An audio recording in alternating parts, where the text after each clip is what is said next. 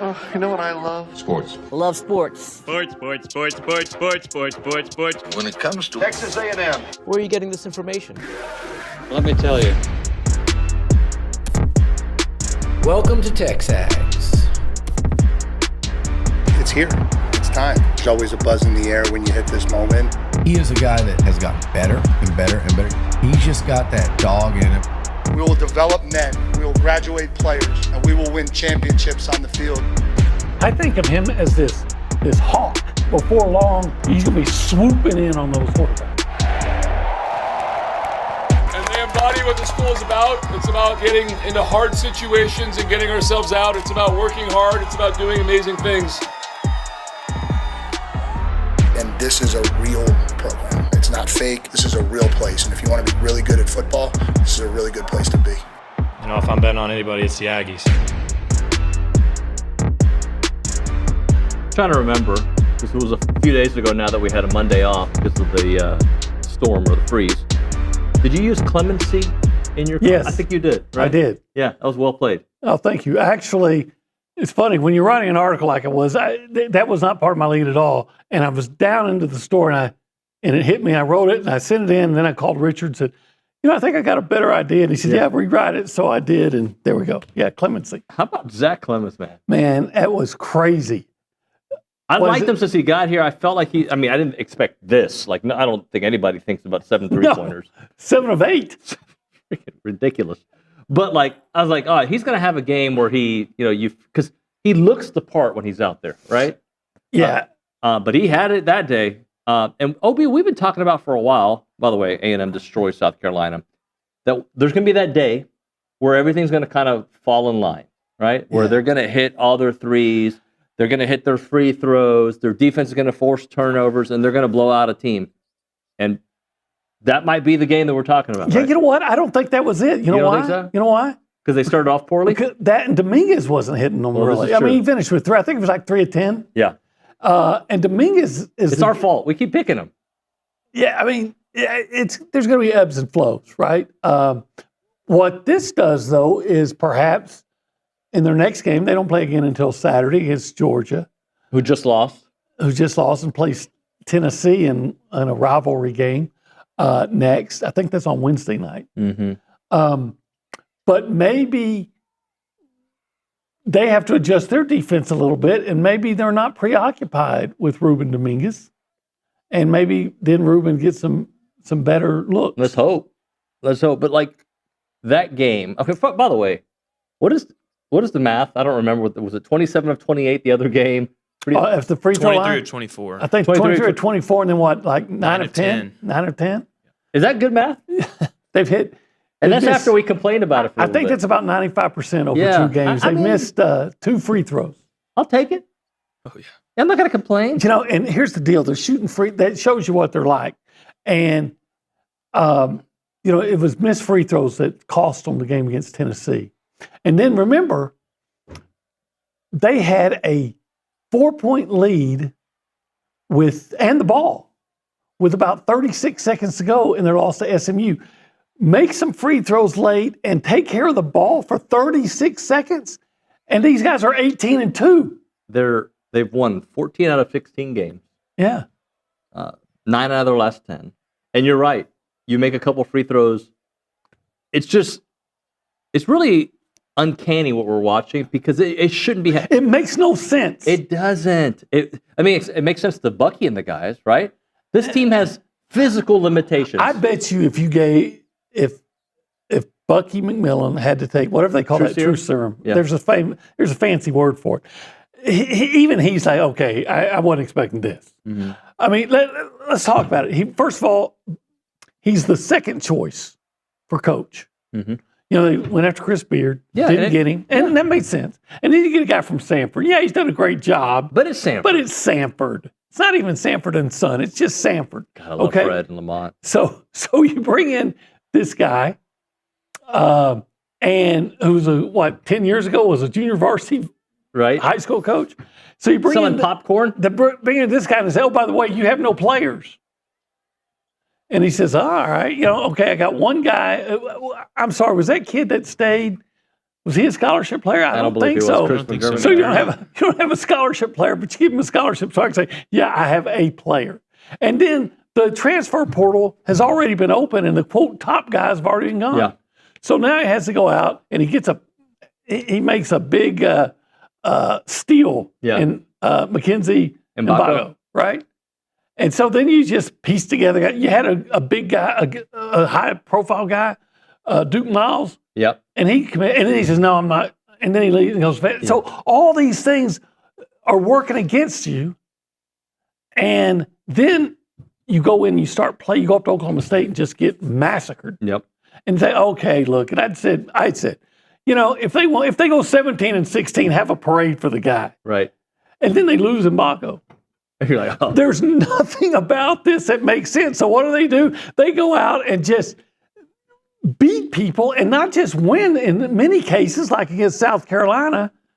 They just blow them off the court. So I've used this on the show before, and then our former baseball coach started using it, not because of me, by the way. Jocko says good whenever you have adversity. I feel like that's what Bucky does. We lost our best player? Good. It gives us a chance to get somebody else to play. Yeah, I don't think they said good. No, but you know what? The mindset. You understand the mind? The mind's like, all right, well, we just adjust. We do what we got to do. Your tallest post player, I know Zach Clemens is 6'11". Yeah. And I know Federico is 6'10" or 6'11". But the guys who actually play down in the post significant minutes is listed at 6'8". Rashawn Agee, and Coach McMillan said he's 6'5.25" with his shoes off, and he's going up against 7-footers and just kicking their ass. Look, as I've said, it makes no sense. They have physical limitations. They don't have basketball limitations. And the interesting part is Rylan Griffin is emerging as their star, right? He really is. He's playing really well right now. And look, there was a time where we don't know who the second guy is going to be. We pretty much know that Rashawn Agee and Rylan Griffin are going to give it to you every night. See, I think it's Rashawn Agee is the one he's going to get double figures. Right. You know it. And so there's almost could be a game, like a bingo game. Who's going to be who's next? Next. And you can all place your bets. Place your bets, and maybe there should be some odds. So if it's Rylan Griffin, the odds are 2-1, right? Right. And if it's Zach Clemens, it's like 50-1. So you cashed in, but it's always something. Maybe it's going to be Pop Isaacs. Yeah. One game it was Ja'Cory Lane, was it not? Yes, it was. So you just don't know. You don't know, and that's what makes them their depth, their style of play. I think teams are still surprised when they play it. Yeah, I agree. Now, I do not believe these next 5 games define the season unless they win them all. Well, right. Then they're like, okay. Hawaii 5-0. Right. So I am not I think about a month ago, I would have looked at this part of the 2 weeks ago, I looked at this part of the schedule and go, oh, that's 0-5. Right. But now I'm like, why not? First off, there's not a team in the SEC that is this dominant juggernaut. Uh-huh. Now, Florida could emerge into being that again. Unless it's A&M. Right? Unless it is A&M. No, it could be Florida. In fact, A&M's going to be playing Florida here. Is it the game after?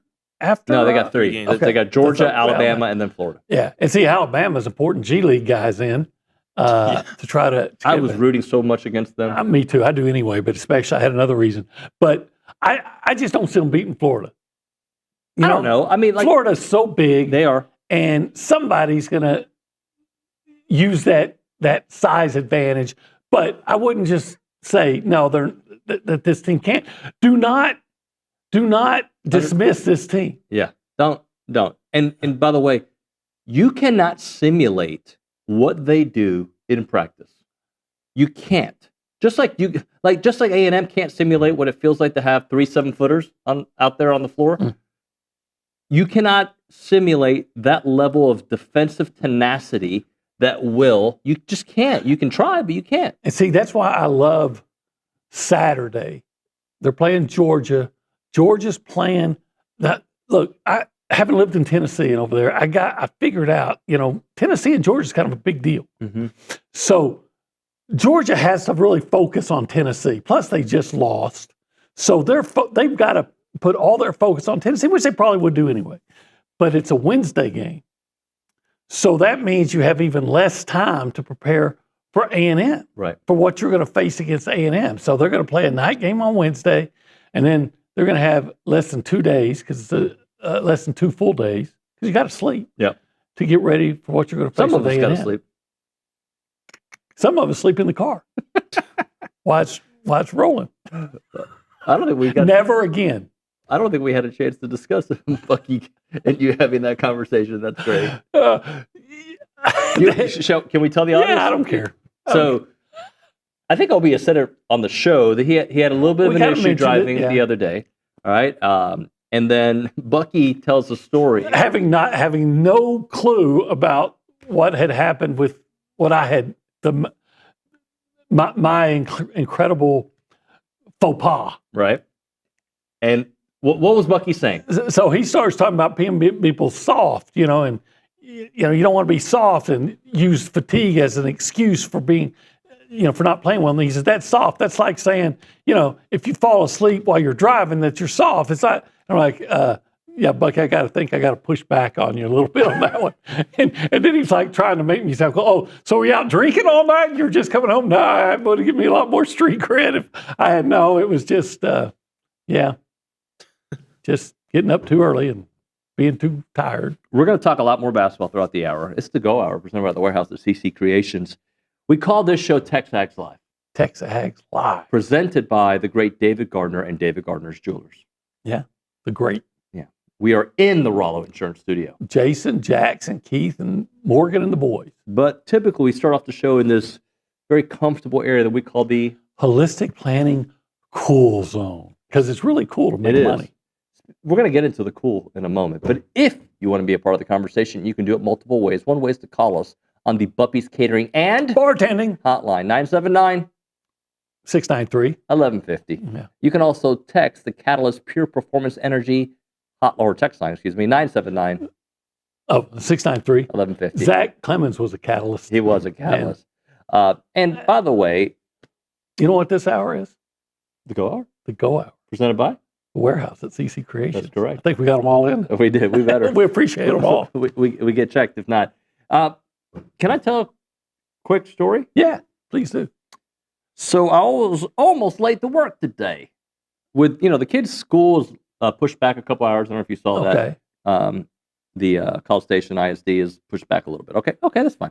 So I don't have to take kids to school this morning, but I kept my usual routine.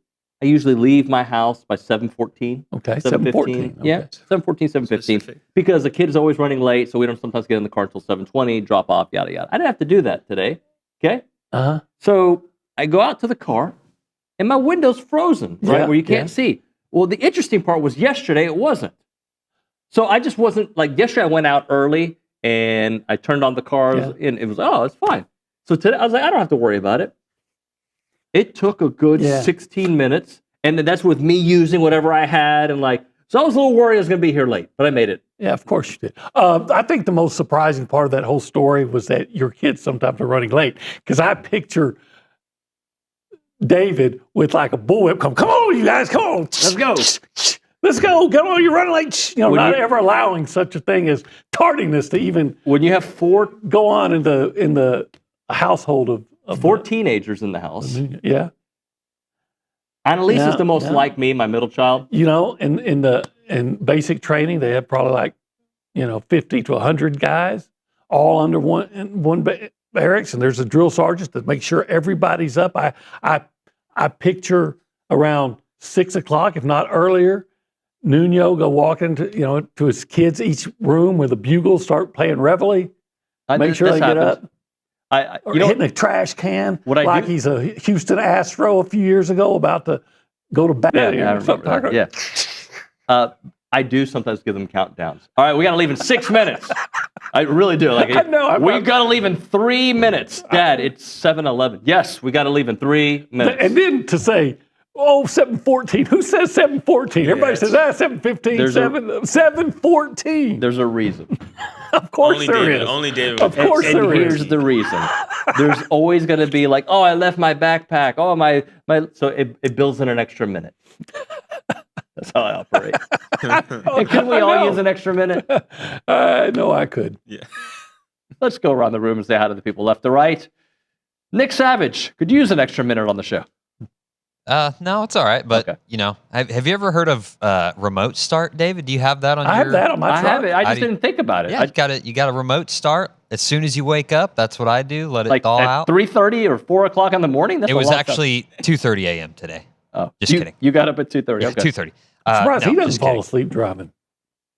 Yeah, I'm all right. Never done that in my life. Well, you're not 64. Yeah, that's true. Just wanted to get y'all's thoughts. What do y'all think about the Super Bowl matchup we got? I'm kind of Not bummed interested. because we're Lost running out of interest. football, but, you know. I'm Super Bowl probably not even going to watch the Super Bowl, but it's more about the halftime show. No offense. I agree. I agree with you, by the way. But I'll say this: I'm happy for Seahawks quarterback Sam Darnold. Yeah, that's a good story. That he goes to the Jets, they give up on him. And then he goes to the Panthers, they give up on him. He goes to the Vikings and has a lot of success. And they're saying, it doesn't have anything to do with you. And then he goes, and now he's going to the Super Bowl. And you're like, you know what? Maybe this guy's actually good if you put some halfway around him. decent talent around him. And you're not a train wreck of an organization. That could help. Like the Jets. Think about if you're the Jets. Justin over there who knows everything. I said, wasn't Darnold like the fourth player taken? He's the third. Okay, third player taken in the entire draft, and they don't win. Why are you drafting third? Because your team sucks.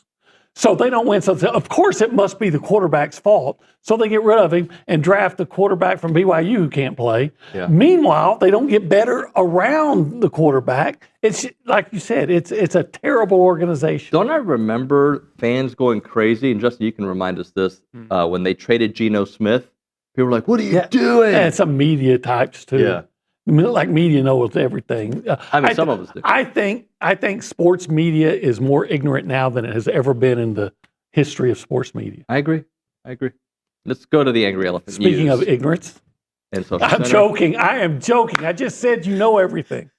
I was honestly waiting when you said the Geno Smith news. I was like, I don't remember what the media reaction was, and you just told me I knew everything. So I'm glad you did. I'm glad you didn't pan over here. The Geno Smith of TexAgs, Justin Paez. Hello, sir. I mean, yeah, Journeyman.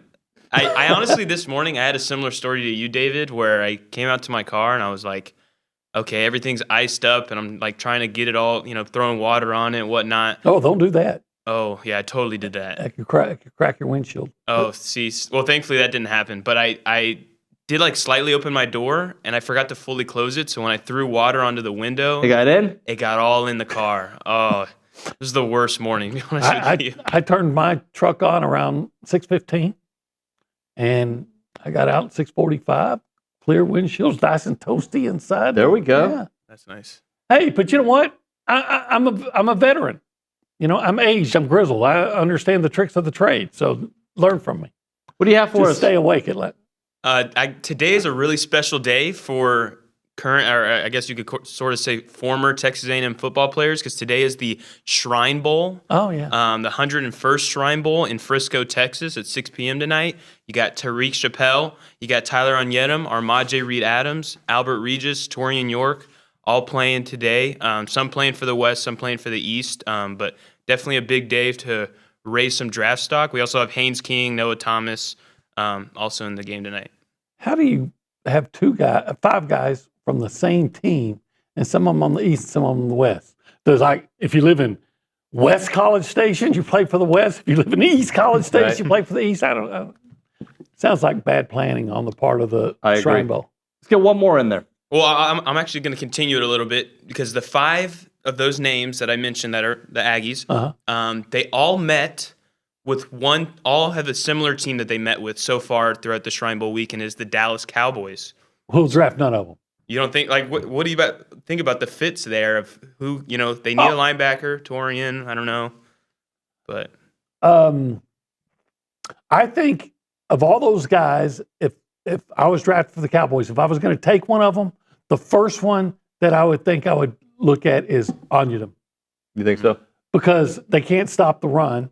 They're getting a little bit better at it since they got in Quentin Williams, but you still got to get better there, and you need depth. So I think Reed Adams. I mean, their offensive line needs to be upgraded, but yeah, I can see that too. I can see that. Who am I kidding? They could take every one of them and get better. They're just the Cowboys, so they won't. Cowboys or Jets? Better organization is? Well, the Cowboys. All right, making sure. Let's hit a break here. And did you get some 1775 last week? I did not. Yeah, you messed I up. did not. You done I messed mean, I up. wanted to. Did you? Yeah, I always want to. If you had to write a love letter to 1775, how would that go? Well, first of all, I'd wait until Thursday? no, probably about 2 more weeks. Okay. Valentine's Day. Oh, okay. I mean, what? In fact, I would write a love letter to my wife, Okay. and I'd say, "Dear Irma, I love you more," or I'm sorry, "I love you as much as I love that succulent brisket at 1775. I think you're as sweet as the sauce on those fabulous pork ribs. You're also spicy. You're spicy like that jalapeno cheese sausage, and you're just as Healthy? I'm running out of word, healthy as that turkey. Oh, but you know what? And girl, you got the juice of a queso mac and cheese. Yeah, I don't know if it has juice, but I didn't want to say milky. But yeah, you're as satisfying as that queso mac and cheese. And in fact, what I should probably do is because I think is Valentine's. What day is Valentine's Day? It's on the 14th. Well, I mean, what day? If it's a Thursday, Friday, what? I think it's a Saturday. So on date Saturday. Lunch at 1775. With leftovers at home. Oh, my God. Heck yeah. There's gonna be some leftovers. And, what could be more romantic than some succulent beef to share? And love. Share some, because you love that beef. Share some beef. Share some sausage. Share some. All right. It's good. Just say it. It's good.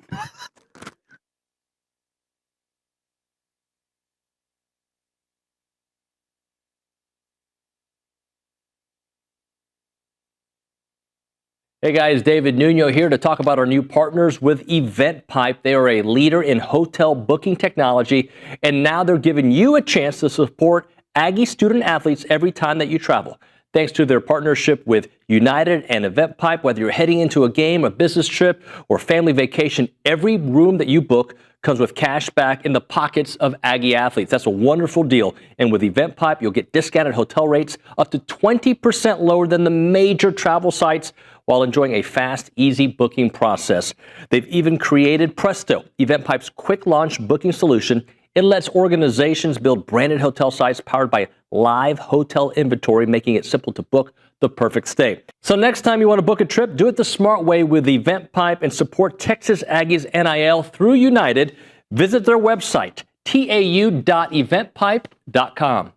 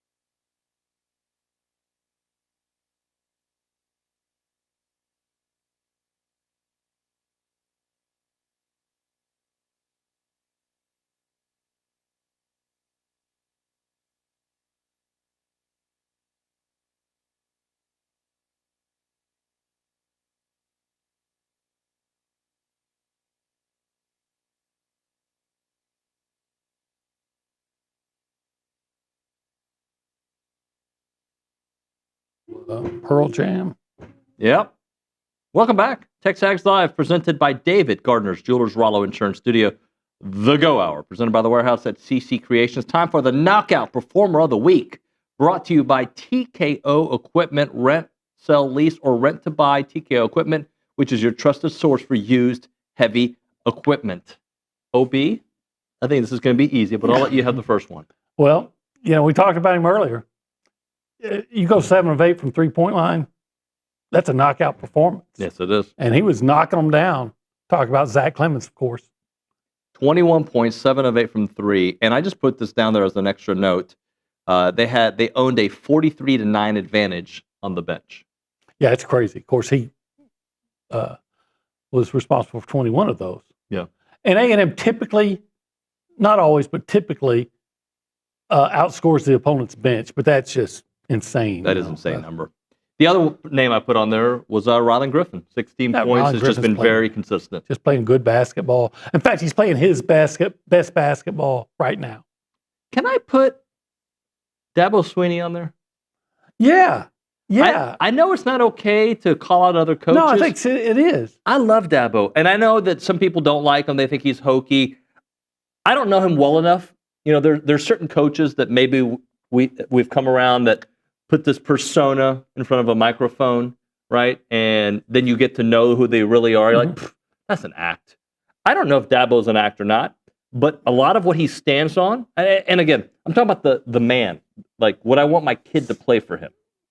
A lot of the things he says, I really appreciate. And I appreciated, and I don't know if you're not supposed to do what he did, but I appreciated the timeline. I appreciate him talking about some of the issues in college football and how he would fix it. I just thought what he did on Friday, if you guys haven't seen it, it's too long for me to go through the entire thing. But basically, he called out Ole Miss for Pete Golding for tampering. And they're calling players in class that have signed and said, "Hey, we got $1.2 million for you here. What are they paying you? Come and like, this guy's already on my, he's already signed with me." Right. So, what I like about what he did was you hear coaches complain all the time about tampering and guys cheating, and they never will tell you who's doing it. Right. Unless you're Nick Saban and you're making some really outlandish accusations. But they don't ever talk about who's doing it.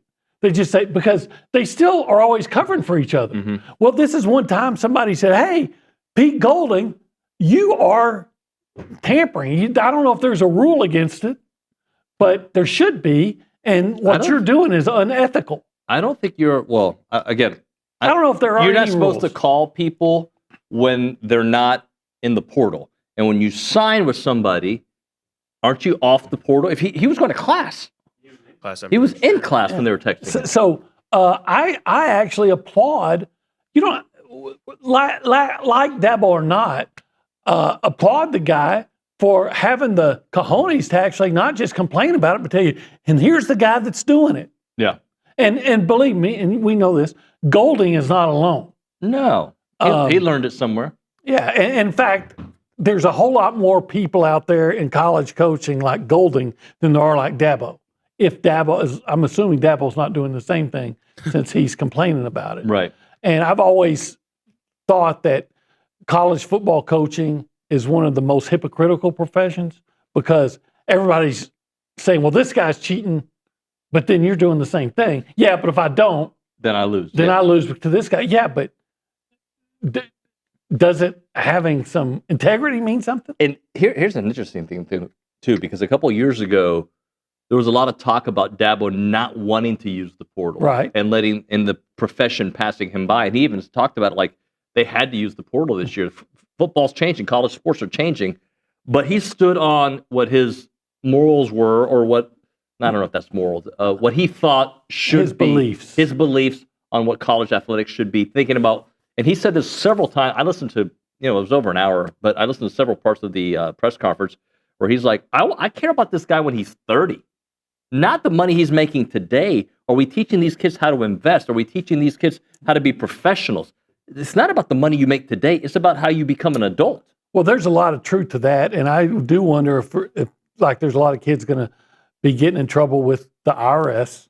I do wonder how many of these kids are getting, a nice payday, and then how many third and second cousins show up and aunts and uncles and, hey, can you float me some of that?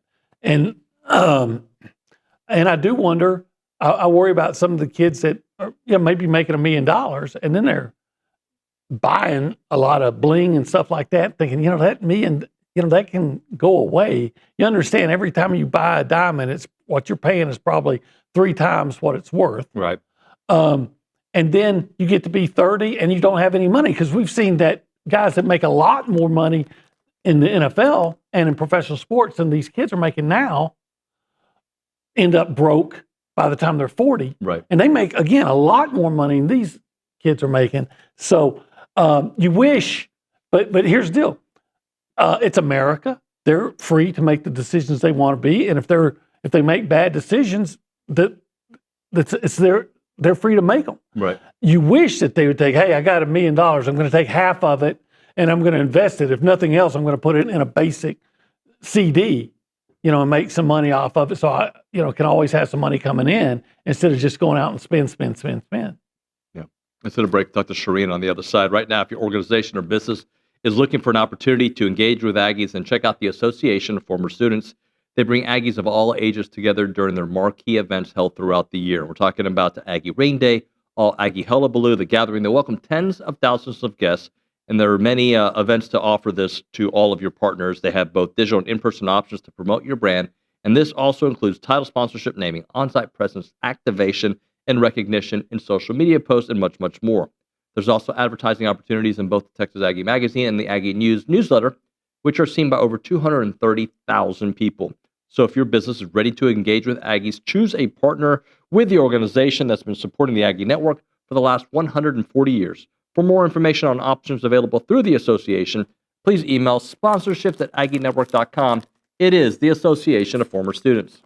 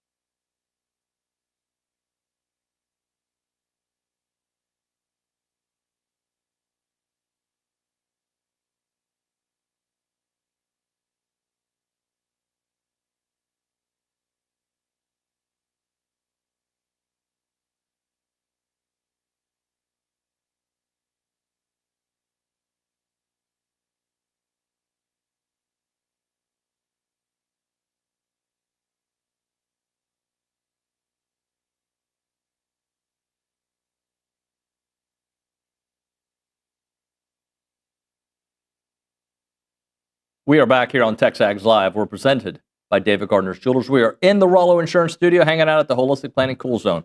We go to the Buppy's Catering and Bartending Hotline. That's where we find Pro Football Talks. Charean Williams, our dear friend, the Aggie Hall of Famer. Charean, good morning. How are you? I'm good. How are you guys doing? Good. Yeah. How bad was the weather out in the Metroplex? Well, we're still socked in at the moment. It's still lovely white color, so it's supposed to melt this afternoon, so we'll see. Maybe we get out and get around, but I went out walking in it yesterday, so it's nice. I'm ready for it to go away, but it was nice for a couple days. Charean, let's start off with some Aggie basketball before we get into the NFL and the Super Bowl that's been set. How about this team that just keeps on winning and finding different ways to win? And the last couple games, the three ball has been hitting, the free throws have been popping.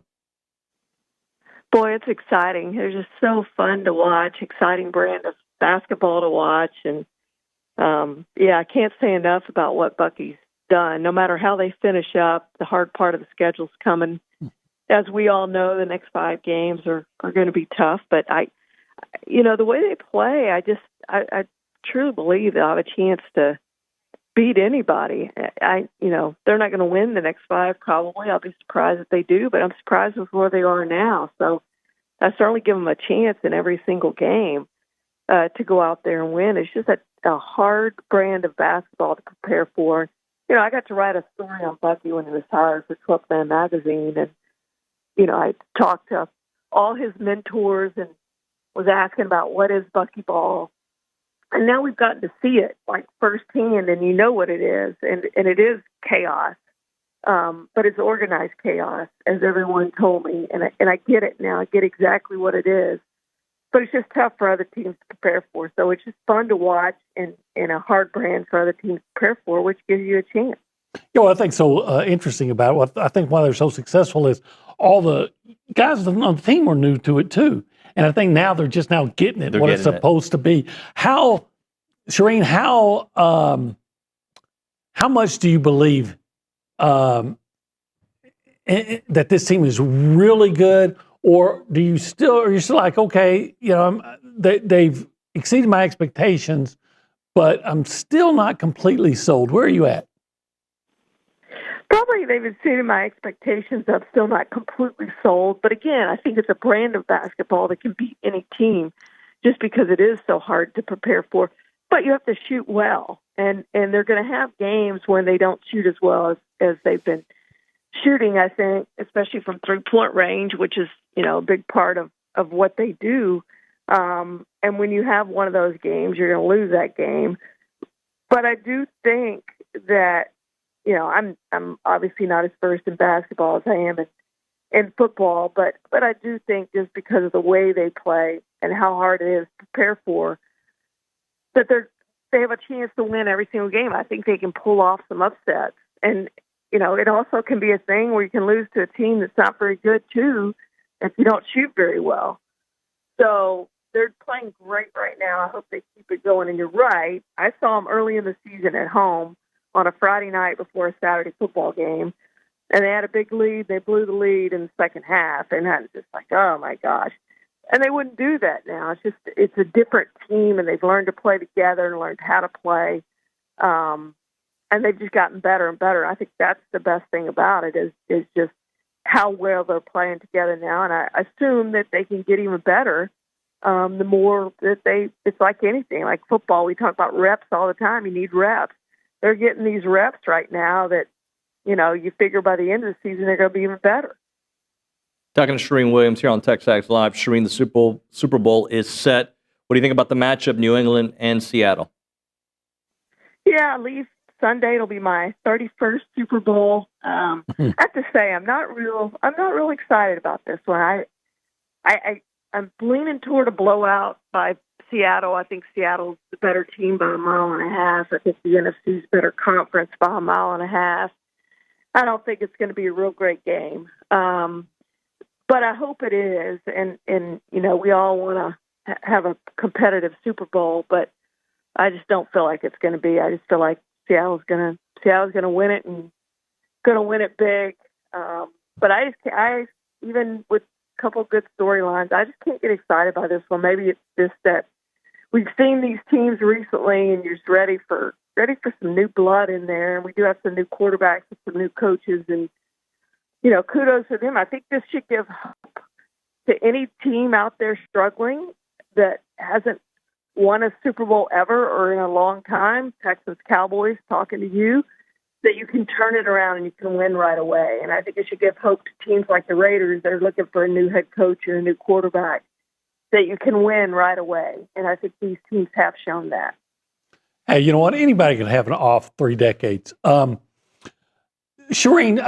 you kind of touched on it. Sam Darnold, is he good? And teams have given up on him too quick, or is he just a beneficiary of having a lot of good players around him? I think it's probably a little bit of both. That defense is so good, so that's where you start. But look, he played one of the all-time games. When you look at his stats, passed for almost 400 yards, had 3 touchdowns. I mean, he played great. I don't know many quarterbacks who played better than that in a championship game. And so hats off to him. 5 teams, and now finally figuring it out. It took a while. And, he's not an old guy. You think, well, he's been in it a while. He came out so young that he still has some growth potential too. But yeah, I think he's just finally figured it out. And it took that many teams and that many stops. And we all remember the Jets, when he was with the Jets, and he said he was seeing ghosts, and people made fun of him. And now look where he is. He's headed to the Super Bowl, and you have to root for him, even if you don't like. Interesting thing, I just saw this yesterday. USC has had, I want to say the number was 26 quarterbacks drafted. He's the first USC quarterback ever to start a Super Bowl, which sounds amazing to me, because you keep thinking of all the good quarterbacks that USC's had, all the Heisman trophies that they've won. He'll be the first USC quarterback to start a Super Bowl. Pat Hayden never could get past the Cowboys. And I guess some of the, Carson Palmer got stuck with the Bengals. He got stuck with the Bengals. Mark Sanchez had other issues earlier this year. Hey, Charean. And every year. Charean, explain to me the Phillip Rivers situation with Buffalo. Like, I saw a couple different headlines. I didn't follow it closely, but I know he played for a little bit this year. He interviewed with the Bills, and then he pulled his name out of it. Was it more because he doesn't like the way they're run, or is it maybe he's just not ready for it? He was testing the waters.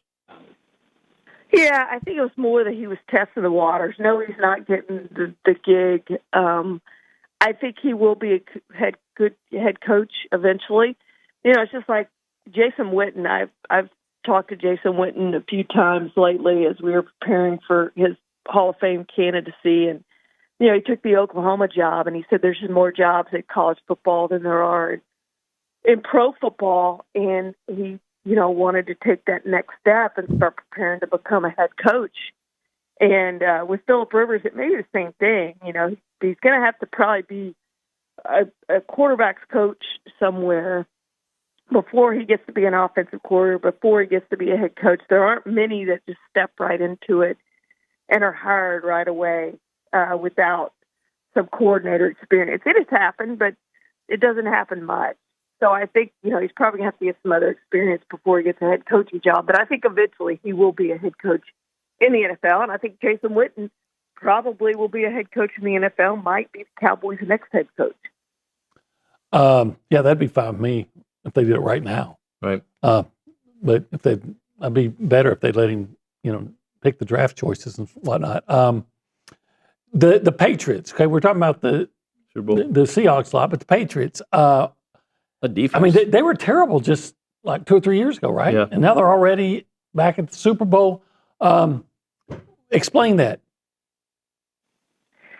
Well, I think it goes back to ownership and deciding that we don't have the right quarterback. They had drafted Mac Jones, and maybe he would have been the right quarterback. He played awfully well with San Francisco this year. But we don't have the right quarterback. We don't have the coach. They quickly moved on from the quarterback and the coach, and now have the right quarterback and coach. And I do think that is the most important thing, the quarterback and the coach. If you have the quarterback and the coach, you can build around them and you can win a Super Bowl, get to a Super Bowl, and do it very quickly. And I think they've shown that. They had 2 4-win seasons back-to-back, and I think it's the way to do it rather than Pittsburgh, which is every single year we get that 9 to 10 wins. You know, we're never going to rebuild. We're proud of being in the 9 to 10 win. We sneak into the playoffs, maybe win a division title every once in a while. I don't think that's the way to do it.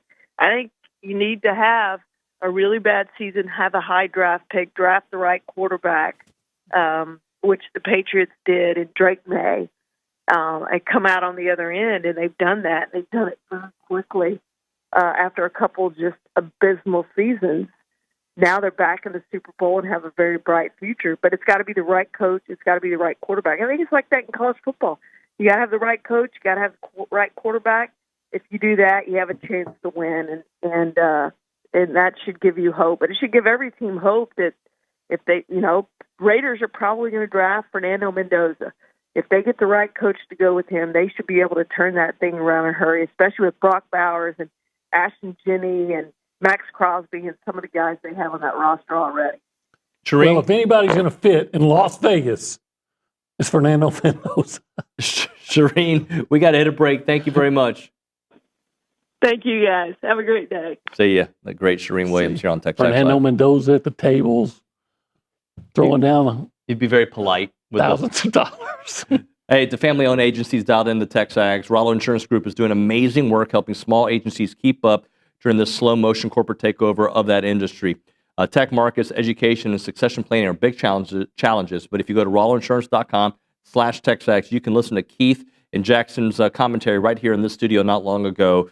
And at Rollo Insurance, Aggies are doing all kinds of work to help out other Aggies. Remember, there are 60 offices in the great state of Texas, but their headquarters is right here on Highway 6 in College Station. Call them up, 888-44-ROLLO. That is 888-44-ROLLO. Or go to rolloinsurance.com/TexAgs. That's rolloinsurance.com/TexAgs. All right, we're talking about Burlebo, the heart of Texas. More than an outdoor lifestyle brand, it's products created with you in mind. Currently, I'm wearing the Performance Polo, the Texas Maroon and Gray. If you look into it, you've got the state of Texas in gray, and you also got it in maroon. It's one of their highest, most popular sales that they have there. It is really nice.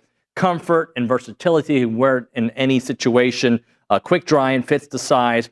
But Burlebo, they're rooted in tradition, fueled by passion for the outdoors, designs high-quality apparel that works just as hard as you do. So whether you're hitting a workout, enjoying a day of fishing, or cheering on your favorite college team, their gear is made for the athlete, the outdoorsman, and the everyday adventure. And it's really nice. I wore this one to church the other day. People talked about it. Really, my kids were like, yeah, Dad, you look pretty good today. From athletic shorts to your favorite go-to tees and performance hoodies, they have everything you want. Check out burlebo.com and find your new favorite gear. It's Burlebo for the athlete, for the outdoors, and for the family.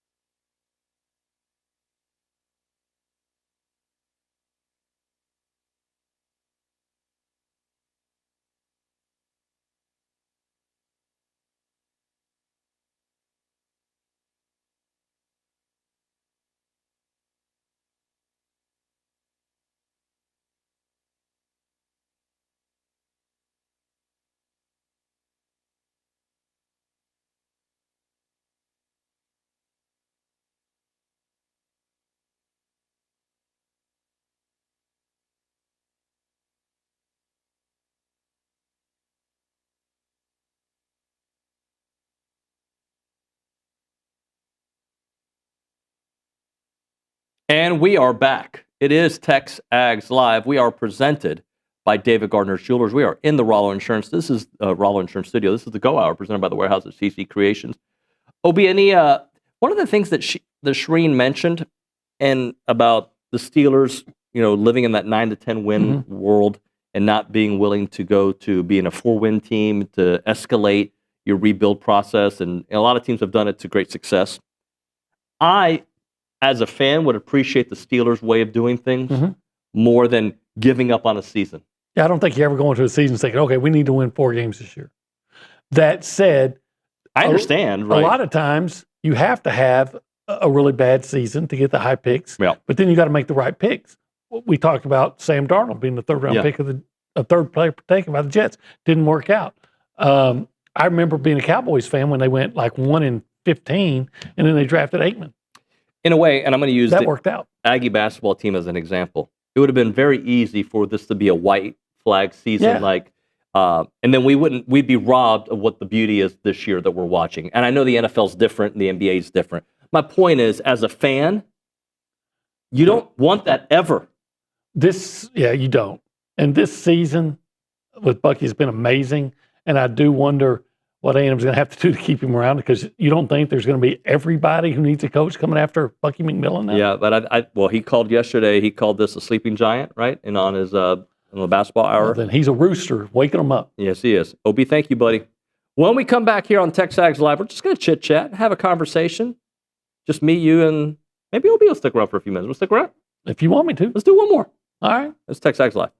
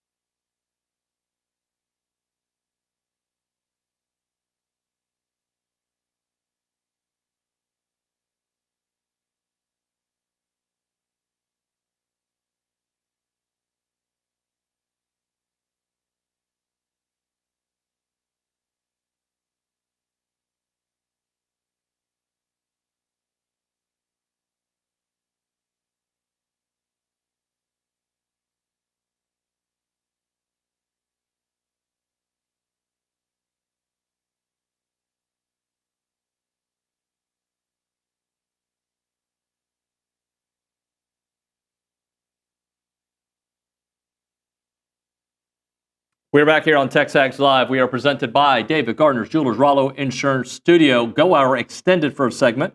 OB sticking around. OB, I just saw something during the break, caught my attention. What are the rules, the unwritten rules? Maybe I should phrase it a different way. When a plane lands, Okay. when should you get up and out of your seat and start working your way to the front? There's some unwritten rules, right? Like, Right. have you ever been Well, on there's some written rules too. Well, You don't get up until the until it's the fasten your seatbelts. But as soon as you land, Right. if you're in the back, Mhm. should you be able to get your stuff and just rush to the front? I would say that's bad etiquette. What Yeah. I would do is, if I was in that big of a hurry, maybe you need to get a flight. Do you mind? Sorry. Well, I probably say something to the Flight attendant? flight attendant, Yeah. and then they can get on and say, "Hey, look, folks, we got some people trying to make a connection." Let them have their... And people, I think 199 times out of 100, everybody's understanding. Sure, go. But what about those that get up and they're in a hurry, but not like a hurry because their flight's about to leave, just because they think their life is more important than Yeah. you, and then they stand in front of your section where you can't get up out of your chair to get your stuff. They're behind you and they move in. yeah, I one Prison. time had a woman mad at me in LaGuardia Airport because I was standing. I got up because I've been sitting, for Yeah. 2 or 3 hours. So I got up and I'm standing waiting for the, for us to be able to depart. Yeah. The plane, and I'm standing there, and she wants to go by me, and I mean, There's nowhere to go, lady. to the point of cursing at me Oh. for being in the way, which of course made me actually spread out a little bit because I'm kind of a punk. But you know what really drives me crazy, though, since you're talking about, is why does it take so long to get your crap out of the overhead bin and go? Kind of like, why does it just take... reach out, grab your stuff, and go. get it out and go. Grab and go. I get it Bam if you and got go. a kid and you're dealing with that, but reach out, get your stuff. You know what? Can you not carry it the length of the plane? It's not that far, and get out onto the And then do it there. and then. Yep. Why do you take so long to get off the plane? Oh, okay. Now, but you know what? I don't yell at them. I just In your head, you curse them. I might. Can you see this? See what the heck? Yeah. Derelict, they can't. But Which is similar to like at a red light when it turns green. Why does it take 8 seconds per car to recognize it's time to go? because somebody's on their phone. Yep. What I hate. All right, here's the thing. College Station. I don't know who's in charge of roads at College Station, but I know you're going to be able to. His name is Steve. You're going to be able to relate to this. All right, so I think the road is called Arrington. Yeah. And you're coming up on Arrington, like around where, say, the Gold's Gym is. I know where you know. And you're on Arrington, and you're coming up to William Fitch. There's a stoplight there. Yeah. And for some reason, they did not put in a lane where you could go and turn right. Yeah. And so you're stuck there because a lot of people will be close. If they're going straight, they're still really close To the right edge. to the right edge. I'm Yeah. like, why haven't you figured this out to where you can be more to the left so people that want to take a right can go. take the right? Yes. In College Station, whoever's in charge of it, why did you screw that up where somebody can't take a right? I agree with you, Opie. That's a really good thing. There's a lot of things about College Station I love. But that's one that But bothers you. that and the fact that when I leave Castle Rock, if I want to go to HEB, I have to take a right away from HEB and go half a mile and turn around, and then they don't even have the turn lane. Yeah. So I can't just come out and there's a road that takes me across this median where I can take a left, and I've probably put an extra 5,000 miles on my truck over the course of time because you had just to do having that. to go to having to go half mile right to come back left. It's a lot of driving. Hey, since this is a football show for the most part, I'm going to ask you a football question. All right, let's do that. All right. Do you believe that most coaches in college football actually do want guardrails? Or do you believe they just want guardrails for everybody else? No, I think they want them.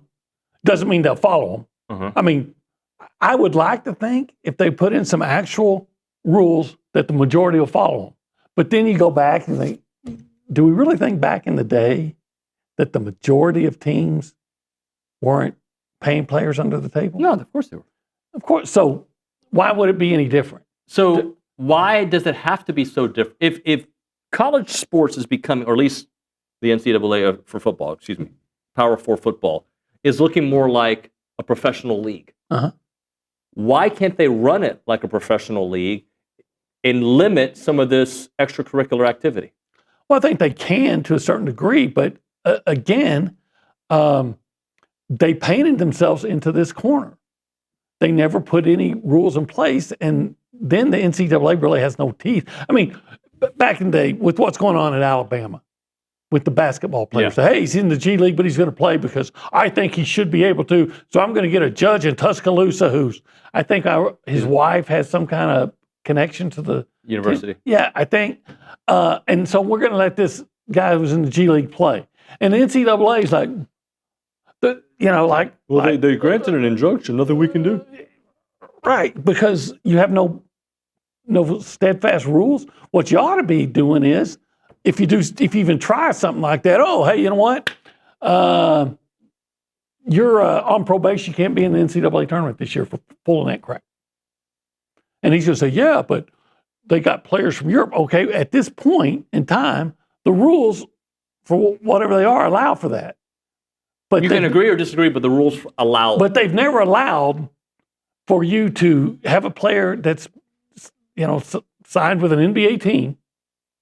You may not be in the NBA, but you signed with an NBA. And I believe he has a two-way contract, which means he can be pulled up at any time. Right. But now he can play college basketball because you think he should. And so I'm going to go get a judge, again, who's obviously not impartial on the subject. Court, you can say, now they can come back and say, oh, you hypocrite. Y'all didn't have a problem when a judge ruled so Rashawn Agee can play. Can I point out that Rashawn Agee did not sign an NBA contract? Right. Well, look, what it is professional sports masquerading as collegiate sports. And if there was no NIL, there's no chance that Bediaco, I don't know why I always make it sound Italian, Bediaco would come back to Alabama if it wasn't for NIL. If it was like, yeah, you can come play, but you can't make money, he would not have come back. Yeah, I don't believe he would have. Because, maybe you should forfeit your NIL if you decide to come back. He's another example of guys, though, that think they're better than they are. And so I'm going to go in the ML. Wait, I'm not going to make money? I should have stayed in college? Yeah. You're going to see a lot of those guys in football that are going to be, but they don't have that option to come back. They're going to be wishing they had stayed in school. I think the NCAA just has no cojones. They have no. They don't.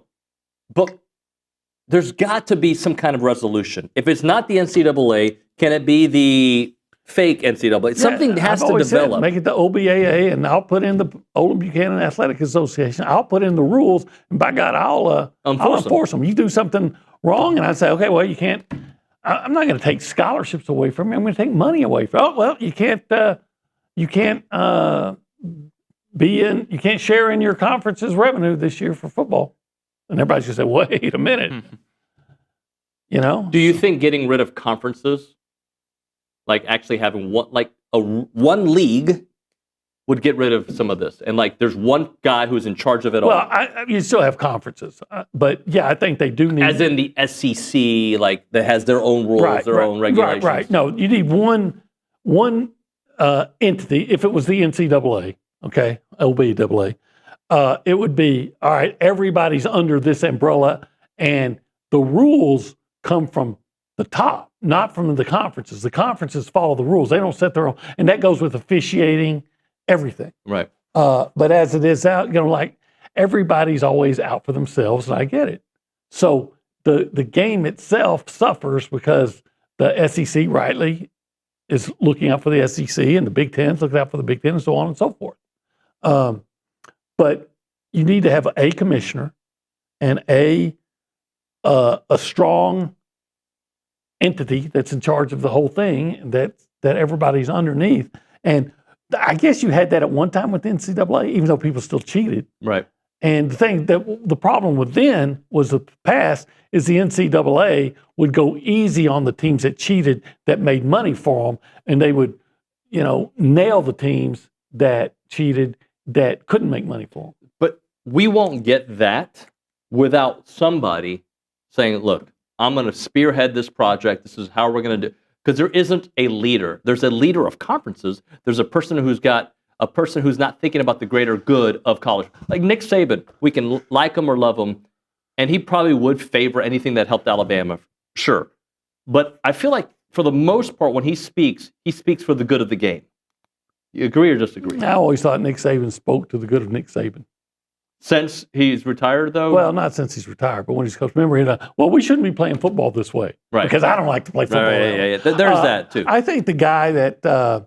Oliver Luck? Actually, and it's not provincial. It's just because I think he's been trying to build his, not purposely, but build his resume toward what you're just talking about. I think I know where you're going. It's Trev Alberts. Yeah. He went in to become he's not just a jock that went into football and say, okay, I was a good football player and now I understand football, so I'm going to do this for football. Now he became a businessman that understood athletics. Right. He already understood athletics, but then he had to understand business. So I think a guy, if Trev or a guy like that, because the NCAA got a governor from Massachusetts to be in charge. Yeah. They put the NCAA put a guy in charge years ago who was a president of LSU. Never get an academic egghead in charge of athletics because you're going to screw it up. And Miles Brand, former LSU president, you put him in charge of it. He did nothing but collect $3 million checks for like 20 years. Turned a blind eye to everything that was obviously happening and put us in this situation because you went to eggheads that think they know something about sports and don't know jack squat. So that's why a guy like Trev, I'm not saying it'll be Trev, but a guy like Trev, you got to have somebody that understands business but also understands athletics to be in charge of college sports. But we're not going to figure and it not out. Eggheads. We're not going to figure it out on this show. But okay, you have a guy who wants to do it. Then what? How do you galvanize support? How do you make actual change? Because there's all this talk that people want change, but we've been talking about this for 4 years, since 21, and it's been talking about it since before NIL. But my point being, let's say you have the right person, then what? Well, then you draft the rules, a constitution of sorts, and you say, hey, who's in? Who's in? Are you in or are you out? We're going to this. And if you're not, Notre Dame. But how does that person get the power to say we're going to this? Well, enough people, enough universities say, okay, we're in. Yeah.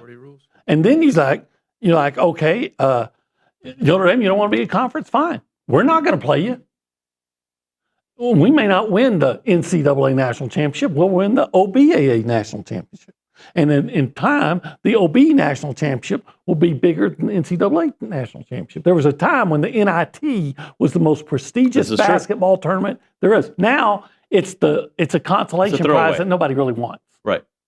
So, and then when you draft that constitution, those laws and everything, and everybody signs up, you say, okay, now, if you break them, we're not going to have this half-ass consequences that they used to have, and it's not going to be like A&M has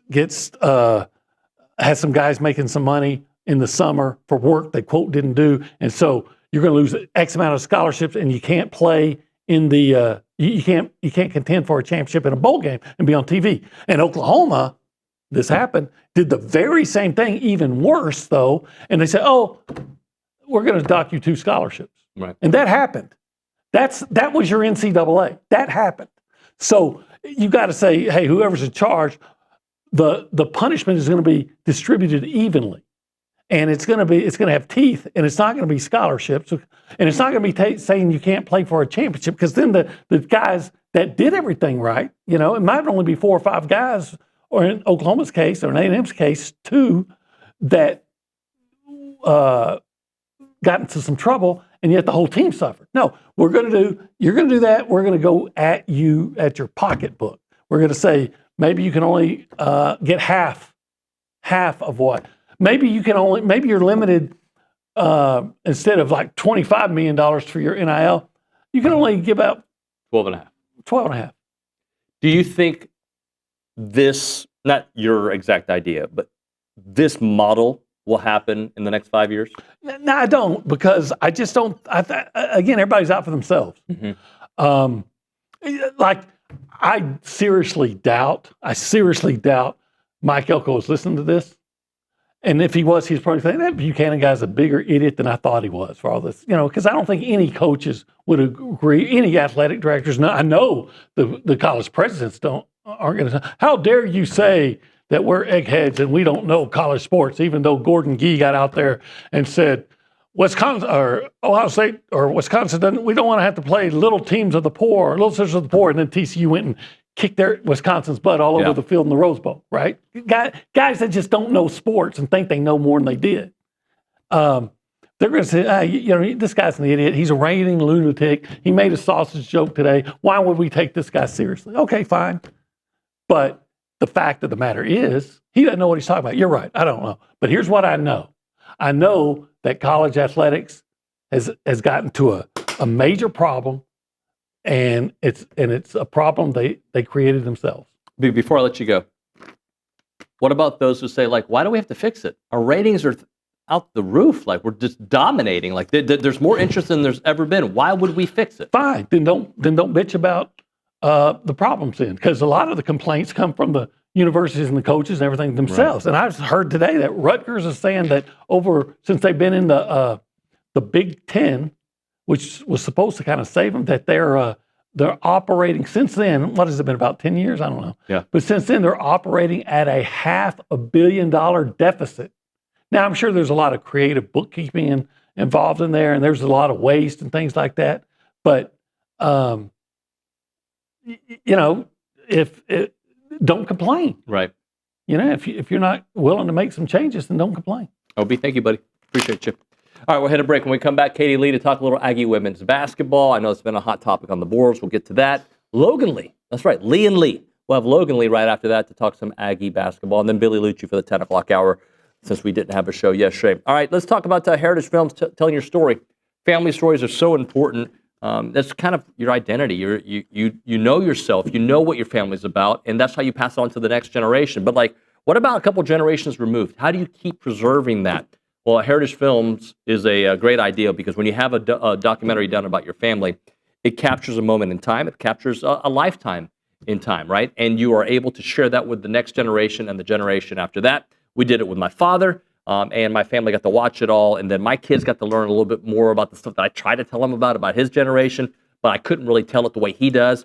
We have this documentary done, and then the future generations get to back and watch that here in the future. What you should do is call Chance McClain and his team up at 713-893-8341, 713-893-8341, or visit yourheritagefilm.com. That is yourheritagefilm.com.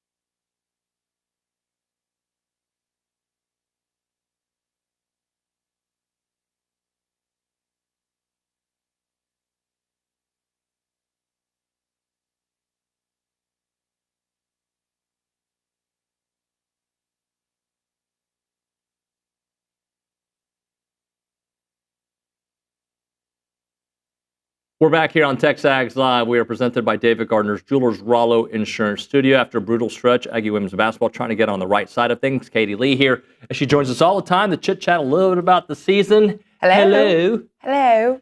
How are you? I'm well. How are you? I'm okay. I'm doing good. Did you stay cozy during the cold weather? Because did. this was. I did. I mean, it only happens once every few years, but And apparently this weekend's not going to be as bad because it's not going to rain, but it's going to be as cold. Cold. Yeah. It's cold. My dad would use a different phrase, but he's old school.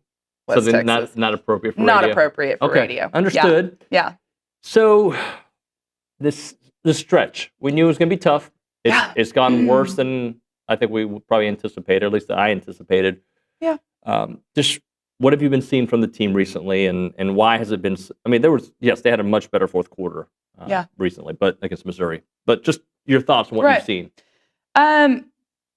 Again, I go back to I have to use personal experience to drive on because it's really hard to talk about or even to connect with if you're a fan. Mm-hmm. It's hard to play. Excuse my language, but in a kick-ass league, it is really hard to play in a league like this. Sometimes you just have to try and stick to the bigger plan. The plan is improvement. The plan is, you're not going to win a conference championship. You're not trying to get the top 4 seeds. You're trying to survive. You're trying to really get in there, give it your best, go steal one here or there.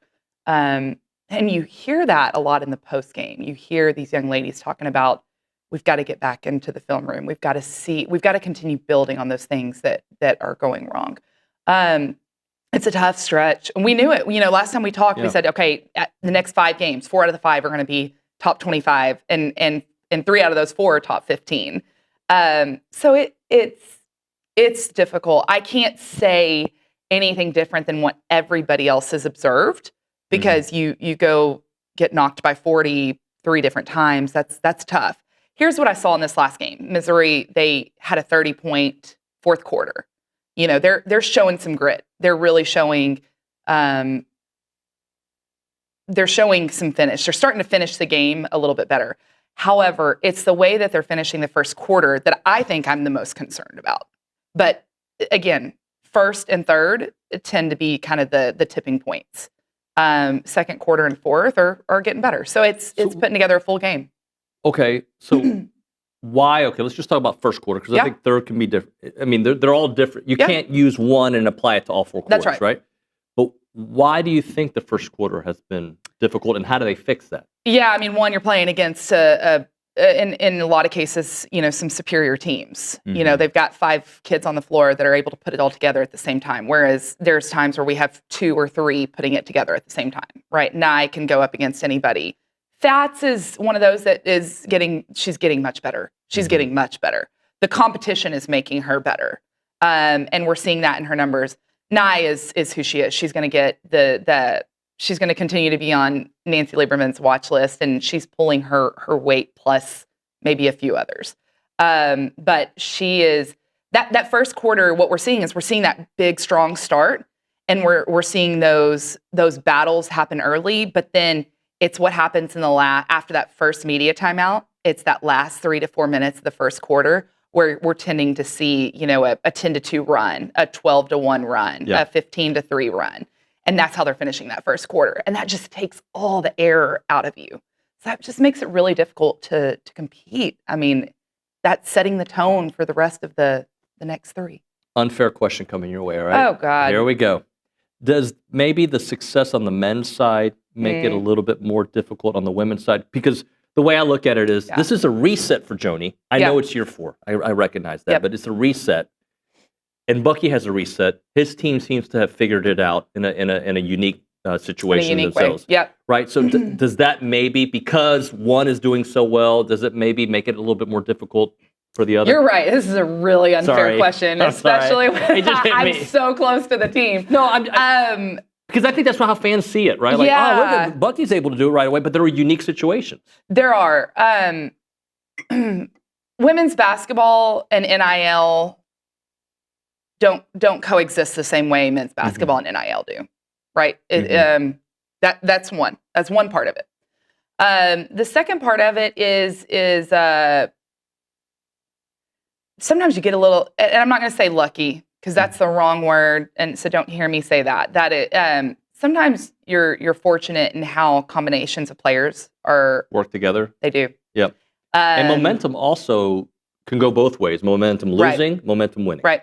And you're seeing, here's the thing, like on the men's side, you're seeing a few players that are stepping up individually different nights, right? Who's the same player you've seen step up on the women's? On the women's side, it's just been that's it. 9 Fats. Yeah, there's 2. That's right. And so when you get the same, I mean, they're trying as hard as they physically can. Mm-hmm. Janae Kidd had a really good run this last game. Janae played really, really well. And again, starting to see those momentums of glimmer, or those lights of glimmer through certain players in certain games. So I mean, there's light at the end of the tunnel. I think on the women's side, man, it is just again, it's a gauntlet. The men have a big schedule in front of them. Let's not hide that. Right. That's right. It could expose some things. That is, and the women have played the top of the SEC already. Let's not forget they're about to go for round 2. Mm-hmm. So they're again. I fully expect, and I'm not going to. Logan's coming on, so he can speak to the men. But the women have been challenged in more ways than one. And I think here's the thing: you've got Lauren, who again, her body is at the end of its career. Yeah. Right. Mentally, she is there. She's got it. Her body she is doing everything she can, and the staff is too to get her to the end of the season. But she suffers very similar knee ailments that I did, and I know what that feels like. So she's giving it all she has, and I mean, A&M should be the fans should be really proud of what she's been able to provide. So a stretch like this can break a team, and I would say optimistically, I don't think it looks like it's broken the spirit. You're closer than I am. Yeah. And I think that fourth quarter speaks to that. Yeah, I do, and I think what I was saying about the post game, like really. They understand the test. It's not lost on them that they're playing in the SEC. It's not lost on them that they're having to go back and rebuild every single game. They're having to find something else that they can do better. Mm-hmm. What they're really trying to figure out is who's that next person that just, okay, who is in this situation? Can we build on their strengths and really hide their weaknesses, right? Like in this game, who is going to be that person? Because the game when they go up to OU is going to be different than the game that they go to Vandy or, to Florida. And it is each person they're going to really have to try and isolate some strengths because that's all you can do for right now. Nye is giving it her all. Fats is giving it her all. They're producing big minutes. They're also producing pretty big stat lines. I mean, they're carrying the team. But you got a kid like Janae Kent. You've got a few in there. Celeste Blow, Jordan Webster. Jordan had a great game from beyond the arc the other game, last game against Missouri.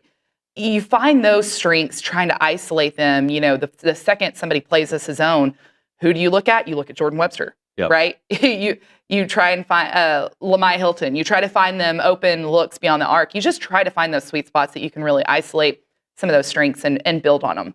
And again, in the situation like this, like when you go through a stretch where you're over on the win column, you've got to try to find an opportunity to get out of the shadows and find a little light. Kaylee Dreyer interviewed Fats recently, and the takeaway I got was very similar to what you just said here, was that they almost find it a blessing to play in the SEC, and they go, hey, we recognize it's hard, but like this is what we signed up for, to play in the hardest league in the world. It wasn't hidden what league they were going to play in, right? I mean, it's like everybody in the world playing against Team USA. You know who you're about to go against. And a lot of these kids are going to end up playing for Team USA. Like, it's not lost on them. So they came to this league to get better. My hope is that they didn't come to this league to get better than to then go to somewhere else. That's going to be the race at the end of the season, is to really maintain those that we have to keep on the roster versus those that are going to be looking elsewhere. Before I let you go, some thoughts heading into this Oklahoma match? Lloyd Noble's tough. Mm-hmm.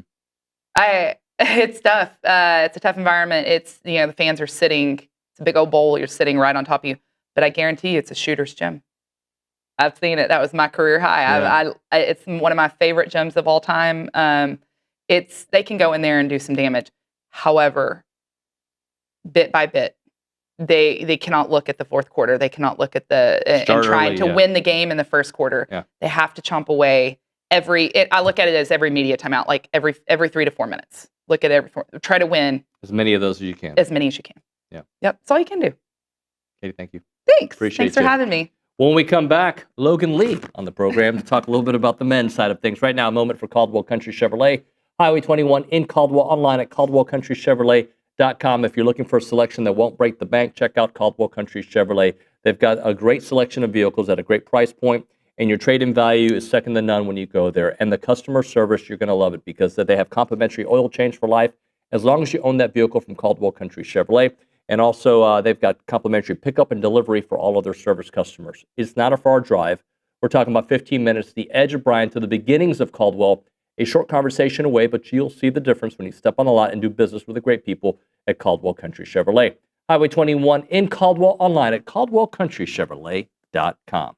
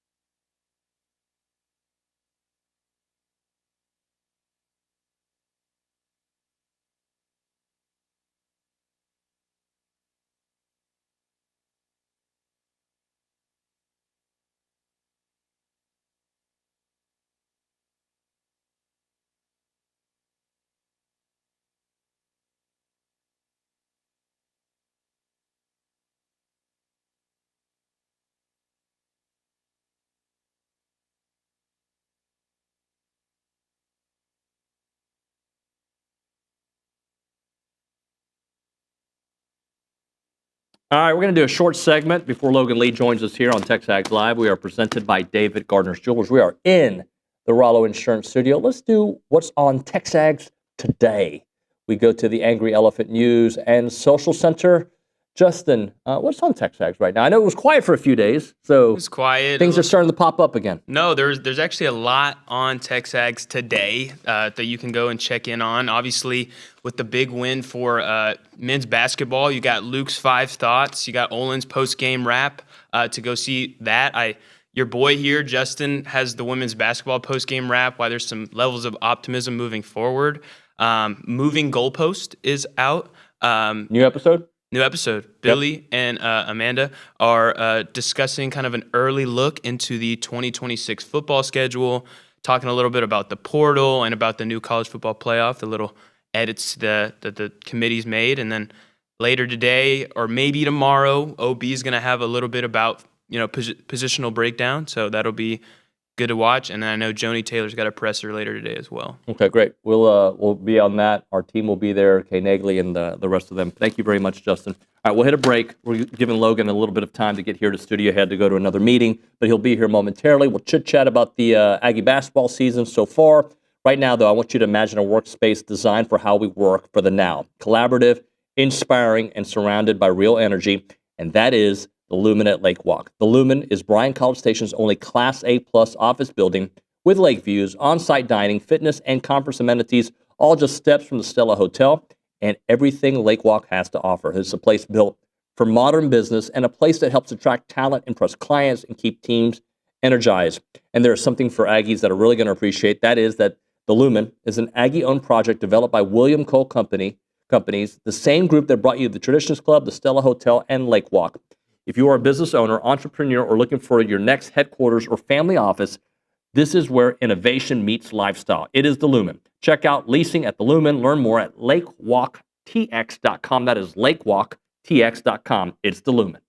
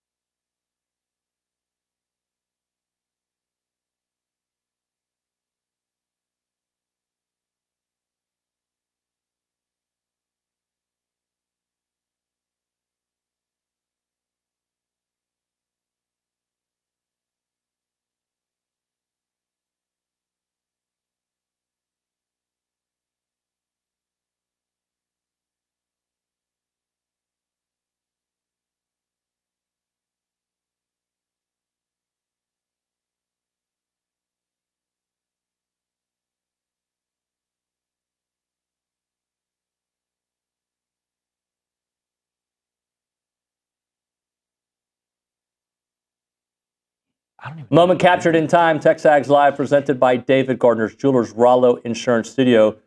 Logan, can we get a smile on television? And hey, everybody, look, y'all are on TV. Say hi. Hello. Logan Lee in studio with family. This is Kewen.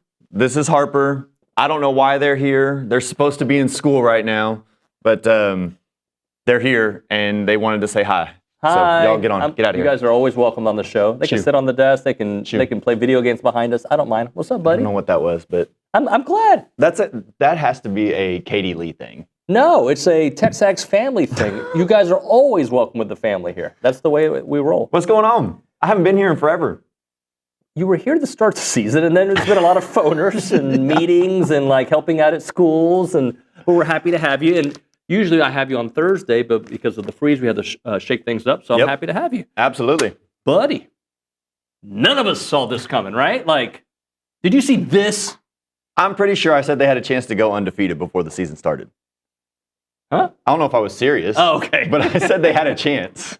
No. And they also had a chance that nobody saw this. No, nobody saw this.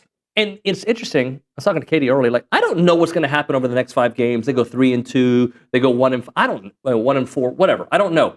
Regardless, I know that I love this brand of basketball, and it gives a lot of hope and optimism the way they play every second. Let's say they go 1-4. I don't think they'll go 1-4. Let's say they go 1-4. They're 7-5 in conference. Mm-hmm. I thought they were going to win 7 games, 8 games total. Right. In conference play, and they would be 7-5. Let's say they go. I mean, look, their next 5 games are what out of the top 6 teams, because A&M is at number 1 right now. Right. And so their next are the top 2, 3, 4, 5, and 6. All ranked. A&M still not ranked. I think maybe. Yeah. There might be a 7 in there, but a professional player in there, by the way, too. Yeah. How about this? At Georgia, at Alabama, then you come back and play Florida, Missouri, and then at Vanderbilt. Right. So not only are these games tough, but 3 out of the 5 are on the road. Yeah. And what is it? What do we have? 23 Alabama, 19 Florida, 18 Vanderbilt. It's going to be a tough stretch. I'm excited, though. I truly am excited to see how they react to this.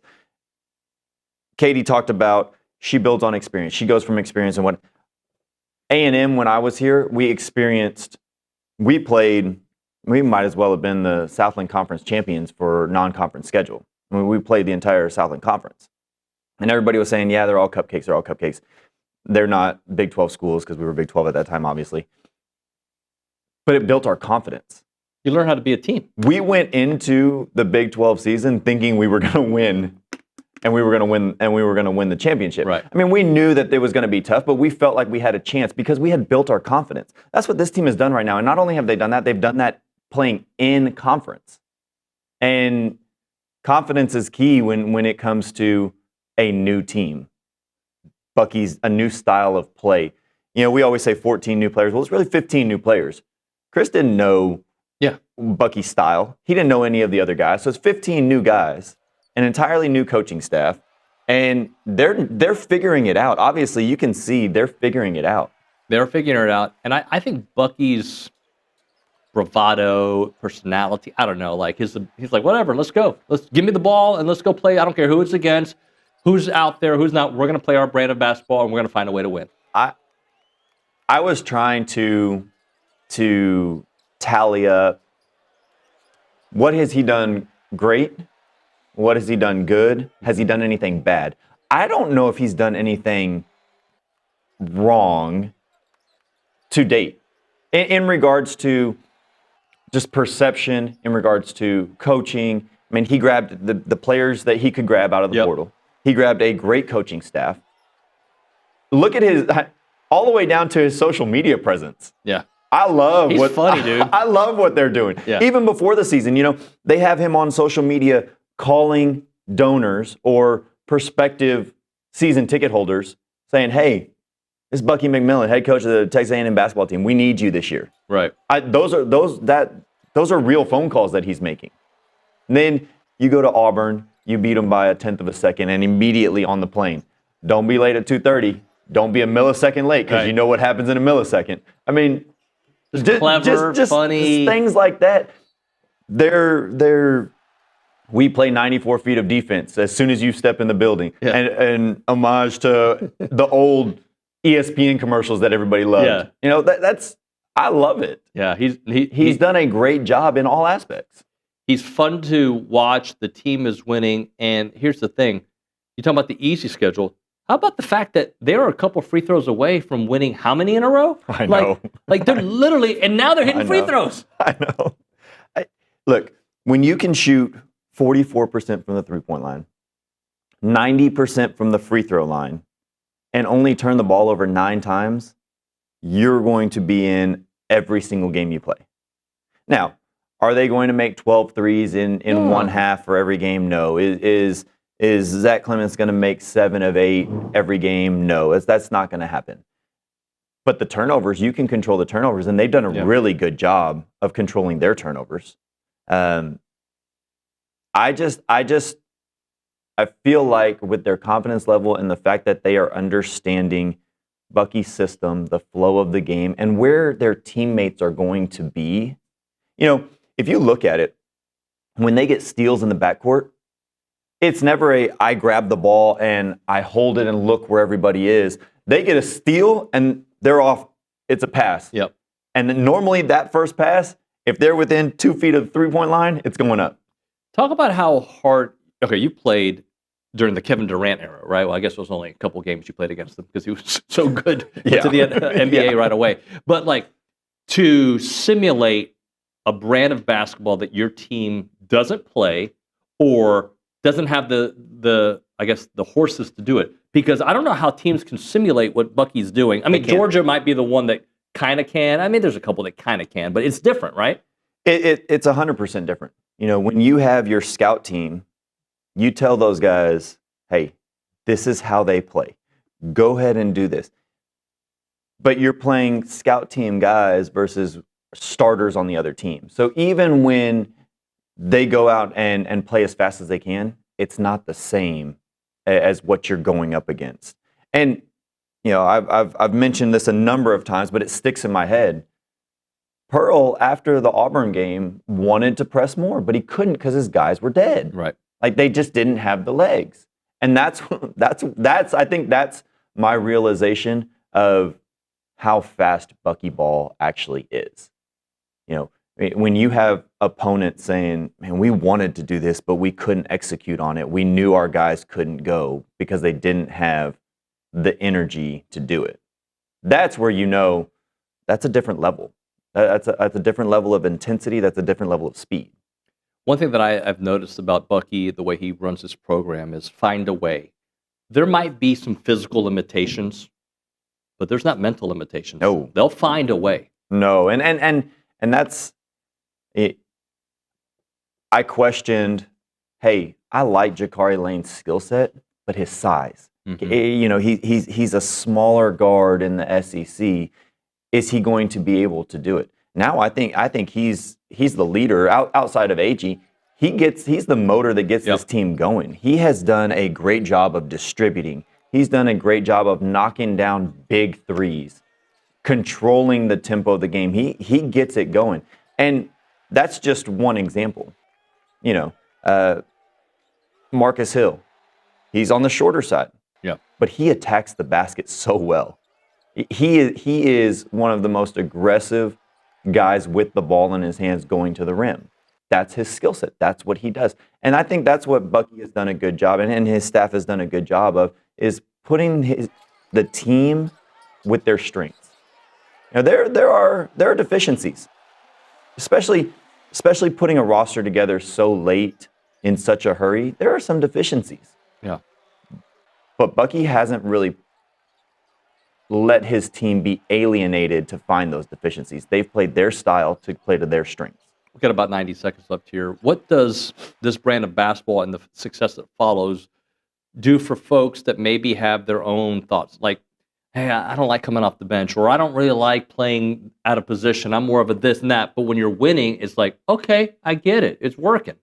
Look, Pop Isaac, like he's a starter. He's starter caliber. Yeah. He's coming off the bench. And I thought in the beginning of the season, he had to adjust to that.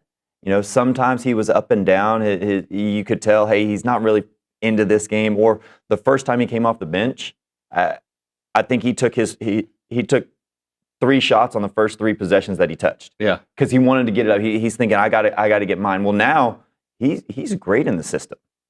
He doesn't have any issues. When you're playing this fast and you have to be subbed in and out, it's no big deal to any of them. They know they're going to get their time, and they're going to get their opportunities. When your bench is outscoring teams, whatever it was, 30-something to 9 or whatever it was, or you're going to get your shots. Absolutely. There's no question about it. I think this team has done great. We'll see what the next 5 games hold, but I'm excited. No matter what happens, I'm still going to be excited because I think they'll either win them or they'll learn from them and win down the road. Logan, thank you very much. Absolutely. When we come back, Billy Liucci in studio. That and more. You're listening to TexAgs Live, presented by David Gardner's Jewelers in the Rollo Insurance Studio.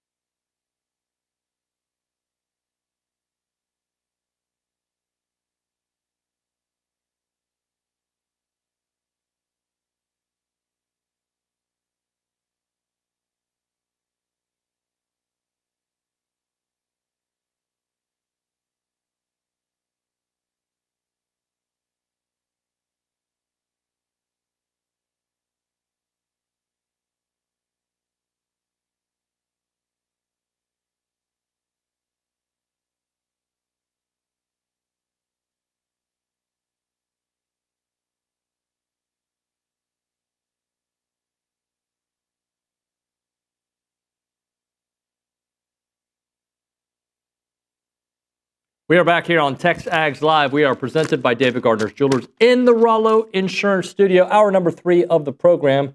Billy Liucci should be joining us here momentarily. Let's go to the Angry Elephant News and Social Center and chit-chat with Justin. Justin, what do you have for us? I have some big news out of, I guess, college sports or college football. Oh, and that big is, news.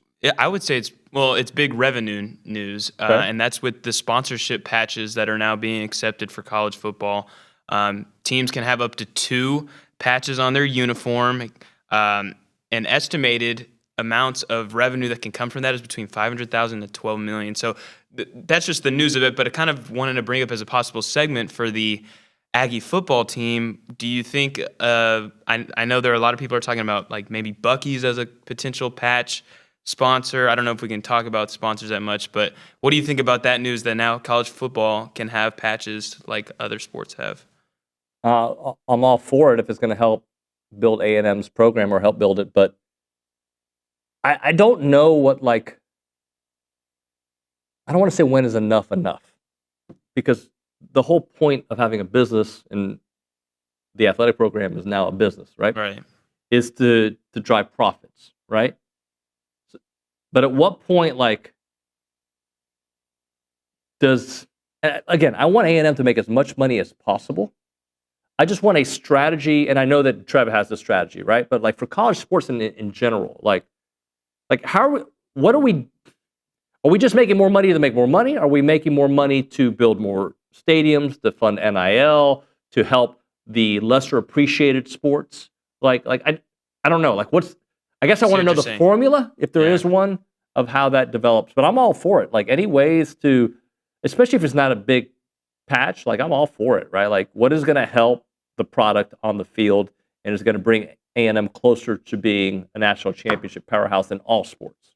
Yeah, I mean, and they do that in a lot of professional leagues, right? Major League Baseball, NHL, NBA, they all have patches. So I think that's where everything's moving. And I agree, if it's as long as it's being put in the kind of right places, I think it's really big stuff.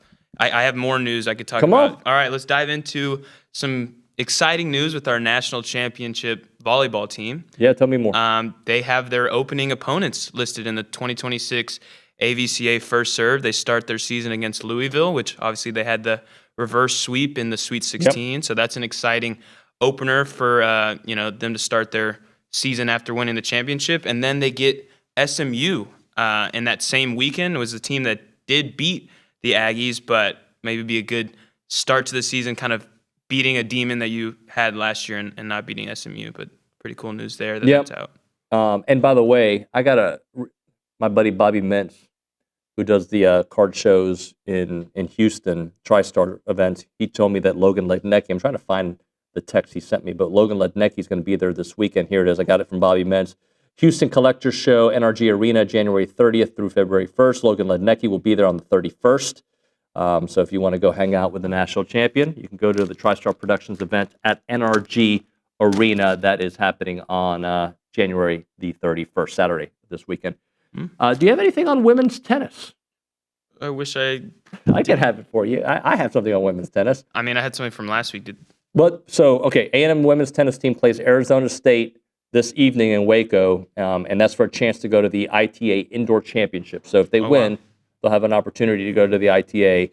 They're going to battle for a chance for that, and that's from February 6th to 10th in Illinois.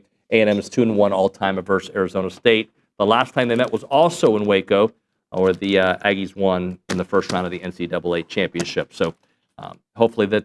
I saw Coach Weaver the other day at the gym, and he talked to me about that. So looking forward to seeing what they do tonight. I know they were moving the schedule around a little bit because of the weather. There was talk that they could play that match at TCU, because TCU was involved, but it obviously is going to be played in Waco. And with that, we are going to talk with the co-owner of TexAgs. Nice. He's the executive editor of TexAgs. He's my dear friend. He is Billy Liucci. What's up, Nuño? How are you, buddy? It's a little cold out. It is cold. How are you? I'm good. I'm just been... Can we discuss what I told you yesterday so you get the full concept of what happened? Can I read the text exchange so people can understand what you put me through? Yeah, absolutely. This was Nuño. So I was calling just to, Around 6:37 last night, right? Yeah. So I was calling to kind of confirm, like, hey, what's our game plan? What's our game plan? Because we missed Monday. Are we going to treat Tuesday like a Monday? Whatever, right? And he goes, call you in a bit. And then he goes, I'll explain. Not doing great. So I say, You thought I was dying. But before he says, or just something family related, and I say, just seeing if I'm on tomorrow like it's a Monday. That was before I saw the second text, which was, I'll explain, not doing great. Sorry, buddy.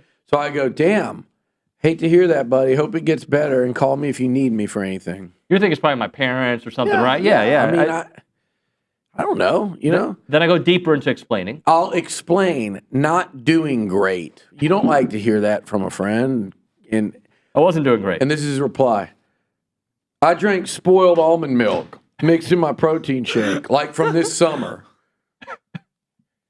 So let me explain. I'm like, that kind of explains, but I got home. I get it. I got home from the gym. All right, my wife went to Costco and bought a brand new protein powder, one I have never tried. I was excited about it. So I went in the refrigerator, saw almond milk, great. Boom, put it in the blender. Not even thinking, just making it. Take a sip and go, that tastes different. I was like, maybe it's just this almond milk, or this powder is different, Sometimes right? you don't know how the combination. Yeah. And I tried again. I was like, ugh. And I drink half of it. And I'm like, it smells too. And I go and I look at the almond milk box. It says expires March of 26. And I go, wait, but when did we open? My wife said, I haven't opened almond milk. And she goes, when's the last time you opened it? I go, this summer. So then I dump it. Clumpy. Oh, I didn't know almond milk could even do that. And then instantly it stays so much longer. Yeah, well, instantly the dry heaving.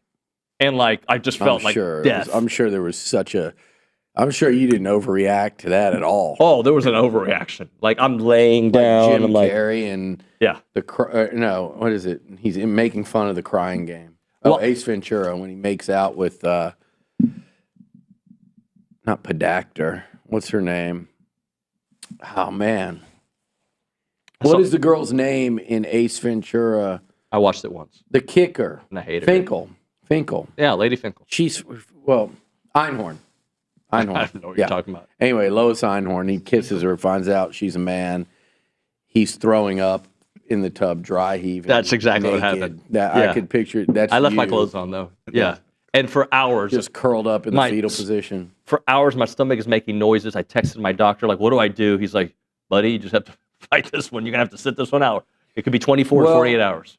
Well, I was going to say, how in the hell did Elizabeth not, I was like, if you're married, it's hard for me to imagine that you have anything in your pantries or refrigerator that it sounds like something I would do.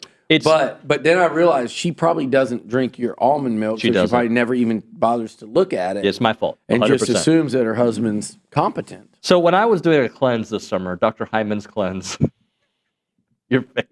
The Hyman cleanse. Yeah, Dr. Hyman cleanse. The detox, 10-day detox. There's a shake that you're supposed to make with almond milk. And I guess I had to make, I just thought we probably spent too much time on this. I'm sorry, I'm in the Dr. Hyman cleanse. I can't come out and play football, guys. I'm doing the Hyman cleanse. Well, I didn't feel well until about 10 o'clock at night. Well, you know what? But I'm back. I'm sorry, but that text was, it didn't match up with drinking sour almond milk. It was one of those, I don't feel very good, so I'm not doing well, buddy. I better explain. It's not my parents. It's not me. It's I have a stomach ache. Yeah. I'll call you when I feel better. So apparently this could last for 24 to 48 hours. I feel fine. I had breakfast this morning, so here we go. Okay. Anyway, shall we talk about life in the basketball world? We just had Logan and Katy around, and what were they doing here? Well, Katy joins us every other week to talk women's basketball. Yeah. I didn't know that. Yeah, every other week. Joni joins us on one Tuesday. Katy joins us on the other Tuesday. And Logan joins us typically on Thursdays. He had to change his schedule. But I wanted to go to something that Bucky said on the Aggie Basketball Hour, where he's like, A&M is a sleeping giant. Let's see what else he says. A&M's been right there. They've gotten to the Sweet 16. We're going to knock that door down in the second weekend, and then it's going to become an expectation here. And that's just the way they're playing. Quote. And I love that that's how he thinks. And he's not just saying, it's what he... believes he's coming here to do. And everyone that works with him believes that. And you can't help but let that be infectious. And there is such a thing of you can't speak you can't speak it into existence. You and everyone around leave the words that are being spoken. Mm-hmm. And then your actions have to coincide and be in lockstep with those words. And that's what this program does. It's not just for social media. It's not just for fluff. I mean, everybody has to do social media now to promote your program, promote it to, whether it's the award or poll voters, promote it to the media now. It matters, unfortunately, like these national sports media. If you're just quiet, they're chronically online as well, the national basketball and football writers. So you have to throw that out there, and it's also obviously a big recruiting tool. But it's not about empty words on social media. It's about like the day-to-day within your program and what is your culture and what do you believe. And clearly these players are buying into it. They're buying in that they can do it this year, which sounds, even now, even today still, at 6-1 in the conference, that sounds outlandish. But don't tell them that, because it would have been outlandish to have them at 6-1 in the SEC right now, and yet here they are. It would have been outlandish to say, hey, you're going to beat, you're going to win 6 of your first 7. You're going to beat Texas and Auburn on the road. You're going to take Tennessee to double overtime on the road and feel like you should have won that game. Like, that would have sounded outlandish early on. And here we are. So why not continue to believe there's more possible than everybody else does? Early on the show, we were talking about how this team is just a couple free throws away from this huge win streak, right? And something else he said, on November the 14th, we lost to UCF at home. We have not been at the losing end of regulation since then. Wow. That's over 2 months. We've lost 2 games in overtime. We're heading in the right direction. And that's true. Like, if you think about That's it, like, crazy. That shows how close they are to even having a couple more wins. Well, then you go a lot of ways with that. Like, what's their resume look like with those 2 wins? What are their SEC title chances look like with that Tennessee win? With that winning streak, where would they be ranked right now? But all these things are part of the process. You could have won those games, but I mean, it's just part of life in the SEC. It's part of why they've won. Maybe why they were able to hold Texas off there at the end in Austin at the free throw line, because of what happened at SMU, because of what happened a game earlier. I think it was a game or 2 earlier against Tennessee. It was a game earlier. Those are part of that goes into why you're able to win those games moving forward. Maybe you won Auburn because you lost SMU late, and you beat Texas as they cut into that late lead, like UCF was able to do to you. But you're like, we've been there. We know how to stop this now. So it's all part of it. But the end result right now is a terrific record, and it's a terrific season so far, particularly conference season. And look, the tough part of their schedule is coming up, but I heard you this morning, and you're right. It's not – there are no world beaters in the SEC this year, not even Florida. And they're to me, they're probably the best. They just lost. There are no world beaters in this conference. They just lost to a team.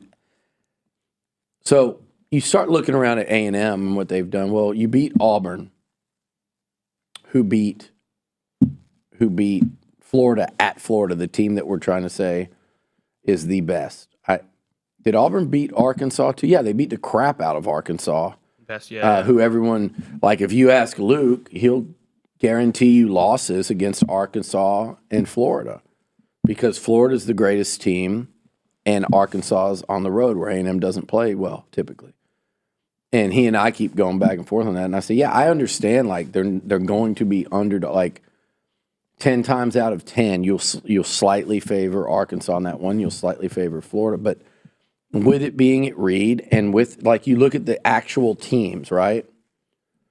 Auburn just went in. A team you beat on their home floor just went into Florida and won. Auburn beat the brakes off of Arkansas. Texas beat Who is Texas beating They now? beat Georgia. They beat Georgia, who you're going to play, who you've got as this, go steal a game on the road. Well, that's beat the team. Vandy too, right? They beat Georgia by 20. They beat the crap out of Vandy right before you went to their house and beat them and really controlled the game throughout the second half. Kept them at arm's length really the entire second half. They beat Alabama on the road at Bama. I mean, there's not great teams. So a lot of people will tell you, oh, well, it's Kentucky now. Look at them. This winning streak Kentucky's on, they beat Texas by 2 at home. They had to come back from 17 down against an LSU team that you beat. And they came back from 17-18 down, and they did beat Tennessee, coming from 17-18 down, a team that you played dead even on their home floor. So body of work-wise today, you could say, and forget about that they're not big enough or they don't have as much NBA talent as some of these teams, and they're in the first year of a coach. You could look around the league and go, who can A&M not beat? And are they good enough to put it on cruise control against anybody? No, they're not. But who's out there in this conference But that they're you say hitting they their can't shots? win that game? So when I look at a 5-game tough stretch, if I go, man, I certainly say I could see them going 2-3 in that. I could see them going 3-2. If they're playing the way they're playing, they'll have a chance to win every game they play in the conference. And you're not going to win all those, but you go on the floor with a chance, and those guys believe. And like you were talking earlier, that style of play is so different. The one thing that I've seen from it, Nuño, that I was not expecting, I was expecting certain games where that pressure is going to lead to turnovers and teams having big problems. And what I underestimated was the cumulative effect. It makes sense now, but I just wasn't top of mind when Bucky was hired. But the end of games? Yeah, the cumulative effect and the wear down, especially on the opposing guards. It just...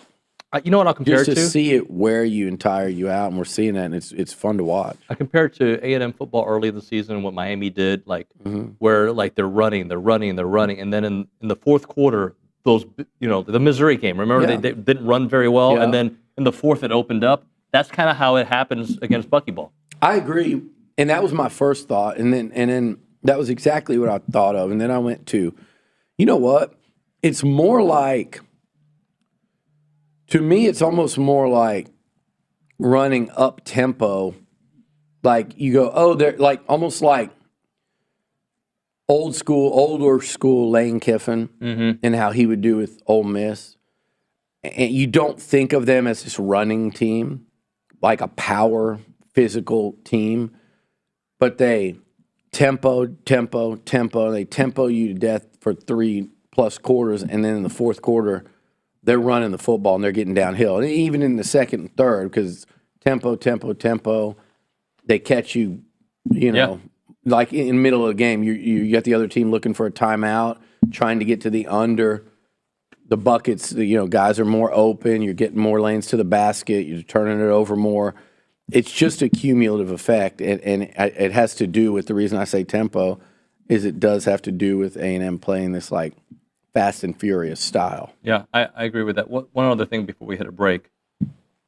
It doesn't have to be Zach Clements, but the fact that, and Rashawn Agee, the coach says he can hit the 3, right? Bucky says he can hit the 3. But when you have 4s and 5s that can hit the long ball, how much space that creates for your guards to operate. And that's part of what we saw this past weekend against South Carolina. Yeah, absolutely. Well, what we saw this weekend against them was wild. How many did they hit between them? 8 or 9? Did Agee have 2 or 1? Do you have that? I think Agee hit 1. Agee had 1 3. Yeah. So 8 threes from their bigs. That's crazy. And for Clements, I know we saw that in the the Arizona State scrimmage or whatever we call it. If he can do that, and I'm not saying he's going to go out and hit 7 threes every game. 1 or 2 every once in a while, yeah. And he's shown that. I forget what game it was a few games ago where I think it was OU. He had a wide open one. He kind of bricked it. They didn't have to say bricked it. It looked good and it didn't go in. It just hit rim. But came right down the very next possession, one possession after, had the same look, took it, just looked pure as hell, and just stroked it. And like, that dude is a confident shooter as is, and if you let him get more and more confident, that's going to open up a whole new lane for this A&M offensive attack. But really, like, name a player right now, and you're really loving what you're seeing. Like, you look at like Pop Isaacs, he's on the ascent. You look at, I love what Jakari Lane brings every time he's on the floor. I believe in him. Rylan Griffin's playing to me at an all. He talks about Aggie as an all SEC guy. Rylan Griffin's playing at an extremely high level right now himself. And then you get other contributions. I mean, everybody's getting better. Yeah. You know, I mean, everybody's getting better. Deba, Vincent, like Clements, all these guys. You can just go on and on. All right, let's hit a break here. We'll come back with a little football talk right now. If you're looking for real peace of mind when it comes to your money, check out Aggie-owned Paragon Financial Advisors. They're an independent fiduciary serving clients all across Texas. No sales pitches, no commissions, just honest financial planning and investment management. And what really sets them apart is the 9 CFPs, the CFA, and the CPA, all on staff. They take their credentials seriously, and they work tirelessly to help you build a future that you can feel really good about. Go to paragon-adv.com or give them a call at 979-693-3907 to schedule your free consultation today. It is Paragon Financial Advisors. Integrity, expertise, and trust. Paragon Financial Advisors.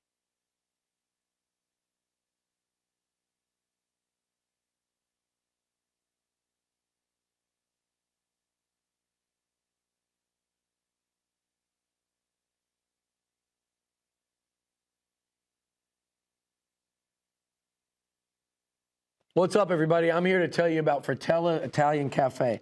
If anyone knows anything about Italian food, it's me, Billy Liucci. And Fratella has the best Italian food in BCS. Located at 3901 South Texas Avenue, Fratella is known for their handmade pasta dishes and feature lasagna, beef cannelloni, chicken parmesan, chicken fettuccine alfredo. A couple of my favorites, just a big old bowl of plain old spaghetti and some manicotti. Really recommend the manicotti. That's my go-to. And don't walk out of there without trying the fresh, piping hot breadsticks and the homemade in-house cheesecake, which is incredible. It's great for dining in, catering, gift cards, and even shipping, which they do nationwide. Fratella's is Aggie-owned and operated, and it's an official restaurant partner of Texas A&M Athletics. I'll see you there.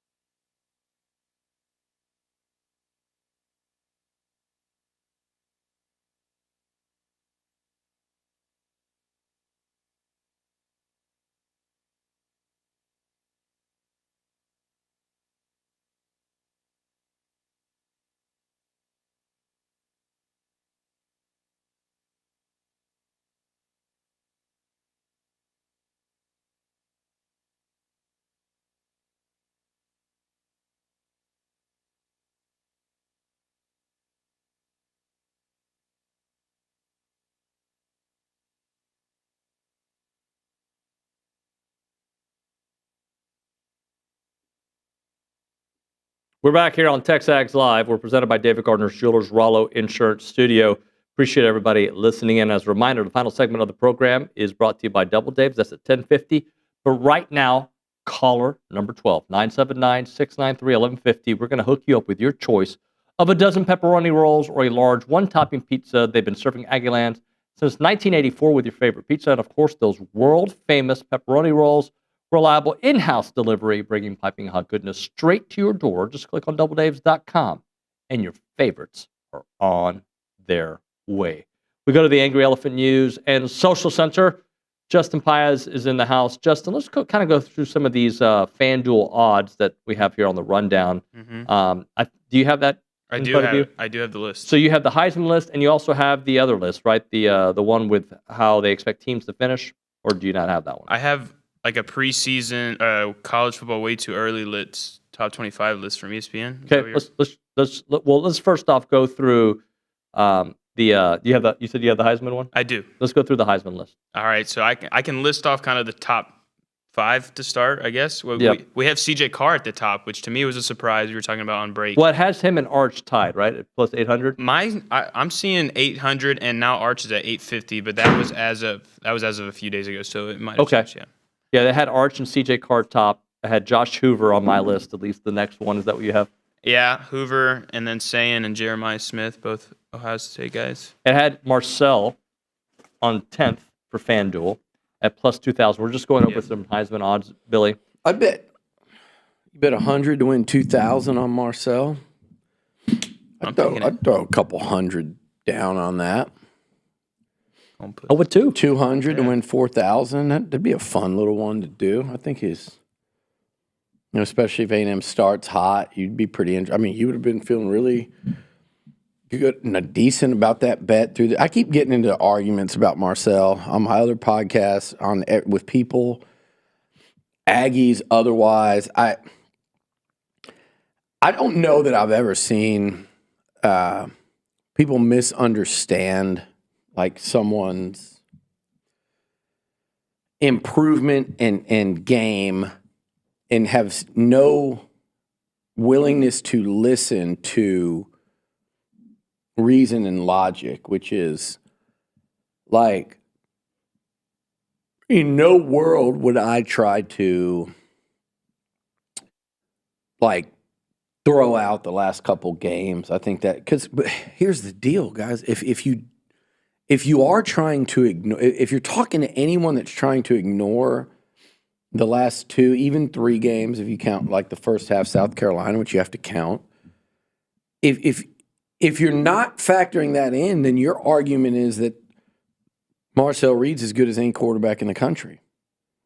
Yeah, before those 3 games, that's your argument that you would be engaged in, and the stats and non-Aggies that had him. You can go pull clips and quotes from people that have nothing to do with A&M, that have never favored or shown bias towards A&M, that are calling him a Heisman candidate, legitimate, bona fide candidate, Heisman favorite. Even a couple people tried to say that after the South Carolina LSU game. And then even at the end of South Carolina, they're going, man. And some people, to their credit, were saying, no, you can't throw out that was such a bad first half. A real Heisman candidate wouldn't have that. By the way, that's not true because Fernando Mendoza had a rough first half, didn't he, against Penn State? Yeah, and a rough game until the final drive. And I'm a guy that watched Robert Griffin III throw like 3 picks here, at least 2, if not 3, and watched Baylor lose by like 28, 30 points to Ryan Tannehill, Ryan Swope, and the Aggies at Kyle Field.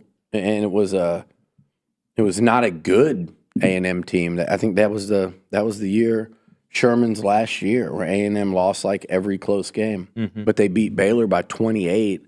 RG3 got eaten alive and won a Heisman. So that was stupid. But if you're talking to someone that's on the side of Marcel Reed, they are factoring in the last few games, because if they're not, then they're coming at you with, oh my God, he should be near the top of the Heisman list. He should be a top 5 preseason favorite. Those are the ones that are ignoring the last few games. When you're factoring those games in, you go, yeah, man, like 12 interceptions is really high. It's not. I wouldn't mind 12 interceptions in 13 games, depending on how they are. Where they and happen, if you right? had 30 plus touchdowns, where I mind them is they came in a glut towards the end of the season. So there's 12 interceptions, but there were 2 in the win over LSU, both in the first half, and both damaging. Mm-hmm. One was in the end zone, the other one was near midfield and set up LSU to score. There were 2 early in that one, and you played a great game that day, but there were 2 picks. There were 3 turnovers against South Carolina. You played brilliantly in the second half, but you had 3 turnovers in the first half that were real costly. And then there were 3 against Miami, 2 picks and a fumble, and there were 2 against Texas late. So the 5 in those 2 games, 10 turnovers. 10 turnovers in your last 4, none against Missouri. 10 turnovers in your last 5 non-Samford games. That's 2 a game. That's my concern. It's not the total number of 12. It's really not. Like, I actually like the fact that Marcel let it rip a little more this year, and that to me was one of his improvements. He improved tremendous. Remember when nobody thought he could throw the deep ball? That was a nice little narrative during the offseason and summer that even people around here that cover this team were trying to push and promote and make him look bad on. He really improved in that regard. I think he had some like all-American type games. And I went through and did a comparison. Zane helped me out, and just comparing Marcel against common, similarly talked about and regarded SEC quarterbacks last year. And against Notre Dame, it was Carson Beck. Against Miami, you could compare him to, this comparison doesn't help you because it was the negative one, but you compare him to like a C.J. Carr and a Trinidad Chambliss, right? But you could go through in the Arkansas and South Carolina and LSU and Missouri and Texas, and I'm going there. Texas was a down one, right? He outperformed everybody against Mizzou. He was right there at the top against Arkansas, a bad team. So there were a couple of them. Their QBRs were like dead even at the top.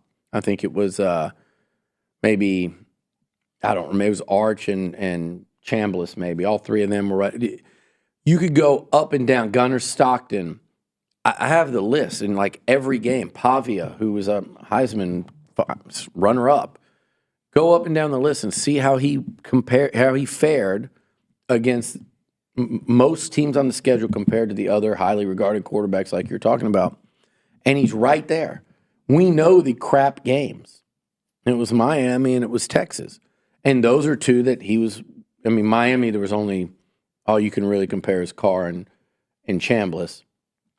And he was really bad in that one. The other one, his QBR was terrible in, where he rated behind everyone, was Auburn, actually. That was one. So – Auburn, and then those 2. It's like, yeah, that's why you didn't finish in the top 10 in the Heisman. That's 3 of your 12 games, in the regular season. That's why we're not arguing that he should be in the top 5 this year. But you know what? You started this conversation, Billy, with, however it was phrased on your show, Moving Goalposts, but how much Marcel has one improved. of the most improved quarterbacks in the country is what I said. Right, and then before the season, let's just say we gave you all these numbers and what A&M did. A&M went 11-2, Marcel Reed, these are his numbers, these are where he struggled. People would have signed up for that before the season, and everyone would have said, oh, what a leap Marcel took. Yeah, and where that podcast goes like sideways for me is the stats. The stats don't say that. They don't. Like what we did was we took Power 5, Power 4 opponents last year and this year, and the stats actually say his TD to interception ratio is much worse this year. The yardage went up a little bit. The completion percentage was roughly the same in those games. The eyeball test, though, to me is where just the number of, and again, it was like her thing was like, well, other than Notre Dame, what were the actual big wins? I'll say, but like watch him against even Auburn, where he had a lot more yards and stuff 2 years ago. But watch him control that game. Watch him he would have never been able to go and win at Notre Dame the way he did this year. Look at him against the teams like on the road, Missouri, Arkansas. Look at him against Florida. I love the way that was another game where his QBR might have been at the top. And that, you look at Florida played a lot of those teams, and you look at how those QBs did against them, and he was right there at the very top of it. But just adjusting in game to the moment. Oh, shootout against Notre Dame. Let's go. Last minute drive. Okay, on the road, long weather delay. Weird deal against Arkansas. Our defense is playing bad against Taylor Green's popping off. Well, I guess I need to too. Almost a perfect game in that one. I know it's against Arkansas, but you had to do that in that game, whereas a year ago against Arkansas, it was a low-scoring defensive struggle where he had to give the ball to Le'Veon Moss, and when he did throw it, be very careful, avoid a turnover, and then at the end run. Like, shootout against Florida, let's do a shootout. Oh, it's turned into a grinded-out game? Okay, I'll run for first downs when I need to. Like, I just think he does a great job of feeling how the game's going, adapting, and that's all stuff that he's grown into. They won't get back to the playoffs if Marcel doesn't protect the football next year. Gotta hit a break. We'll come back. If he does and makes that other leap, he could be the biggest reason why they get back to the playoffs. Good thought. We'll come back with more. It's TexAgs Live.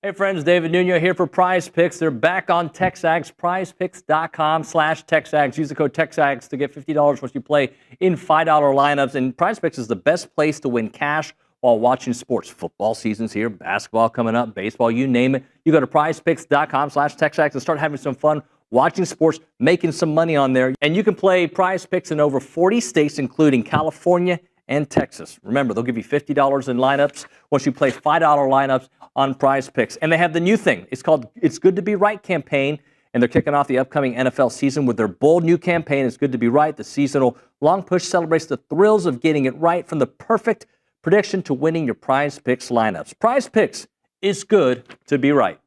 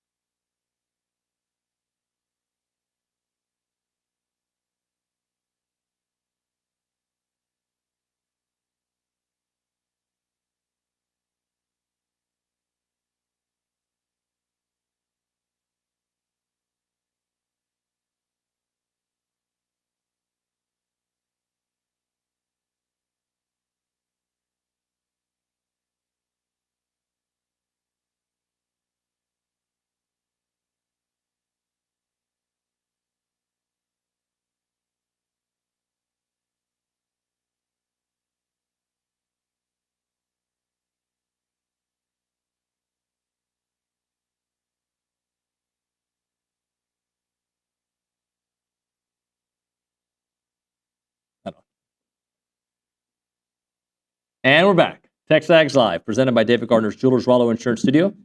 Did you watch any or part of the Dabo Swinney presser on Friday, I believe it was, where he went after Pete Golding and just college athletics in general? Yeah, and I don't expect anything to come of it. I think it should. I think when you have that many, if they're that much of a trail and you've documented exactly how everything went, you've got text messages, and you've got, like, I think this is a golden opportunity for the NCAA to buck their recent trend and put a foot down to at least.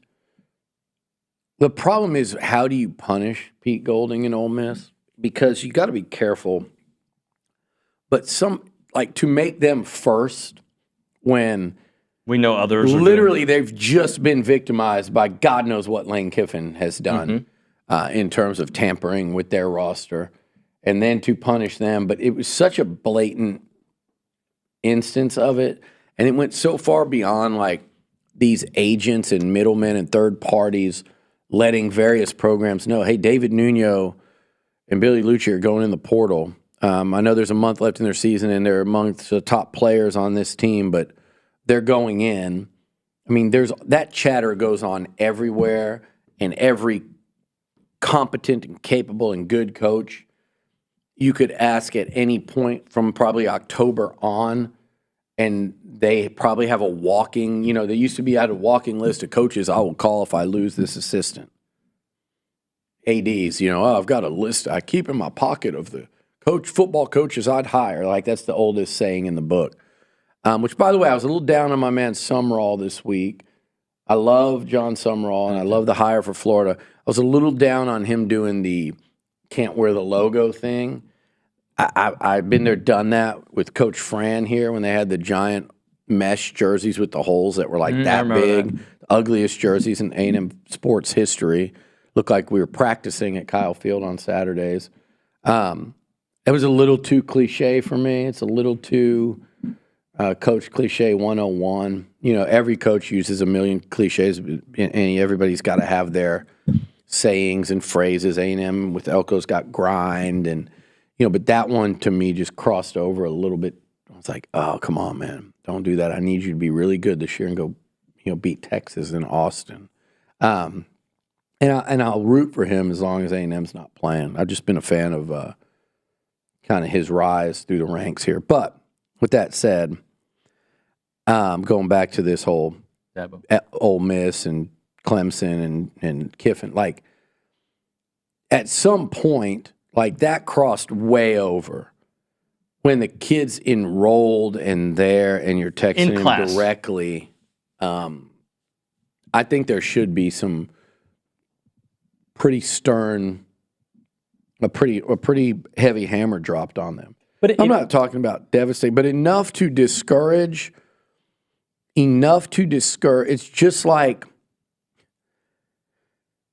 I mean, I don't want to get political. I'm not talking about current climate. I'm not talking about anything going on in the Middle East or this current administration versus another one. What I'm saying is, from the dawn of time, from the start of time, in any, global or political fight that involves military force, right? Like, there comes a point where you decide to act and do so in more of a hey, we're going to do this, and this is going to be a deterrent for future action so it doesn't have to escalate.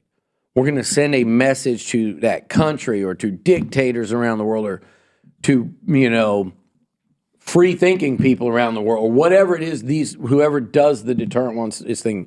But there's a deterrent period that if you don't do that, you're probably never going to stop the problem without it being World War III, World War II, or whatever. So there comes a point in time, and I think this is your opportunity to throw out enough of a deterrent to where at least these coaches will go, hey, guys, if a kid is in school and if a kid has signed a deal, just stop. And then let the agents do the stuff from then on. If David Nuño almost comes here and he goes down to Austin and he is in class, or he goes to Baton Rouge and signs with Lane Kiffin and he's in school, leave him alone. If the agent reaches out in next October or this summer or whatever, but you do not communicate with that player and that kid, period. Because here's why. Because we don't want this to happen to us. But here's the deal. I don't think they're gonna. I do think it would be kind of unfair because of what Ole Miss just. But at the same time, Pete Golding can't be doing that crap moving forward. He doesn't get a free pass. Like that's either amateur hour or it's just blatant. They won't do anything to us because I'm going to do whatever the hell I want here in Oxford. But if they don't do something and there's all this documentation, then you can get away with whatever you want. They have to do something. That's exactly what I'm saying. Like, why wouldn't you continue? If you're another school that's not doing it yet, I would start doing it. Absolutely. Your job is to recruit players and win games. And if there's no punishment for that, then why would you not do it?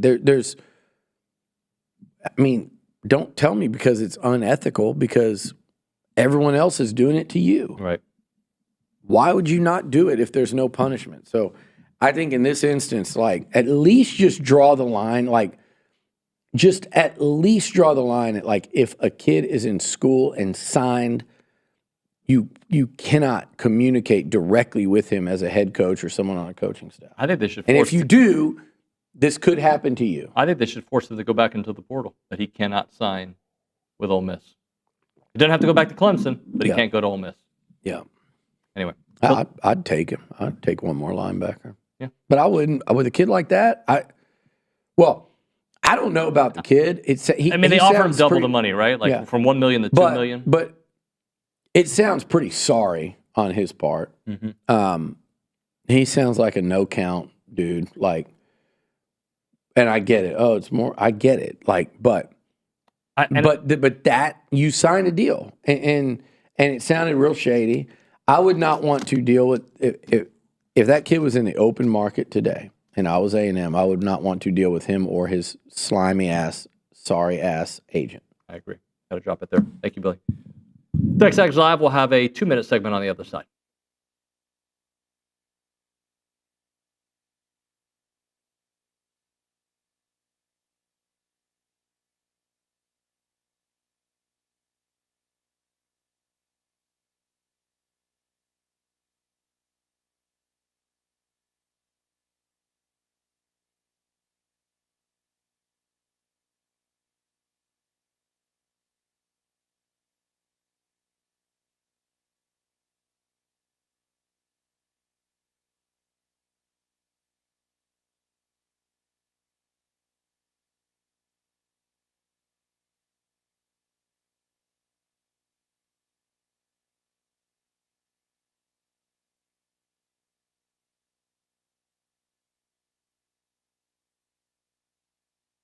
I wish I had Olin here for it because he loves energy drinks. Catalyst Citrus Spark. This is one of the new flavors out there. Whether you're grinding through workouts, cramming for a test, or closing in on a deal, or getting ready for TexAgs Live, you never know, right?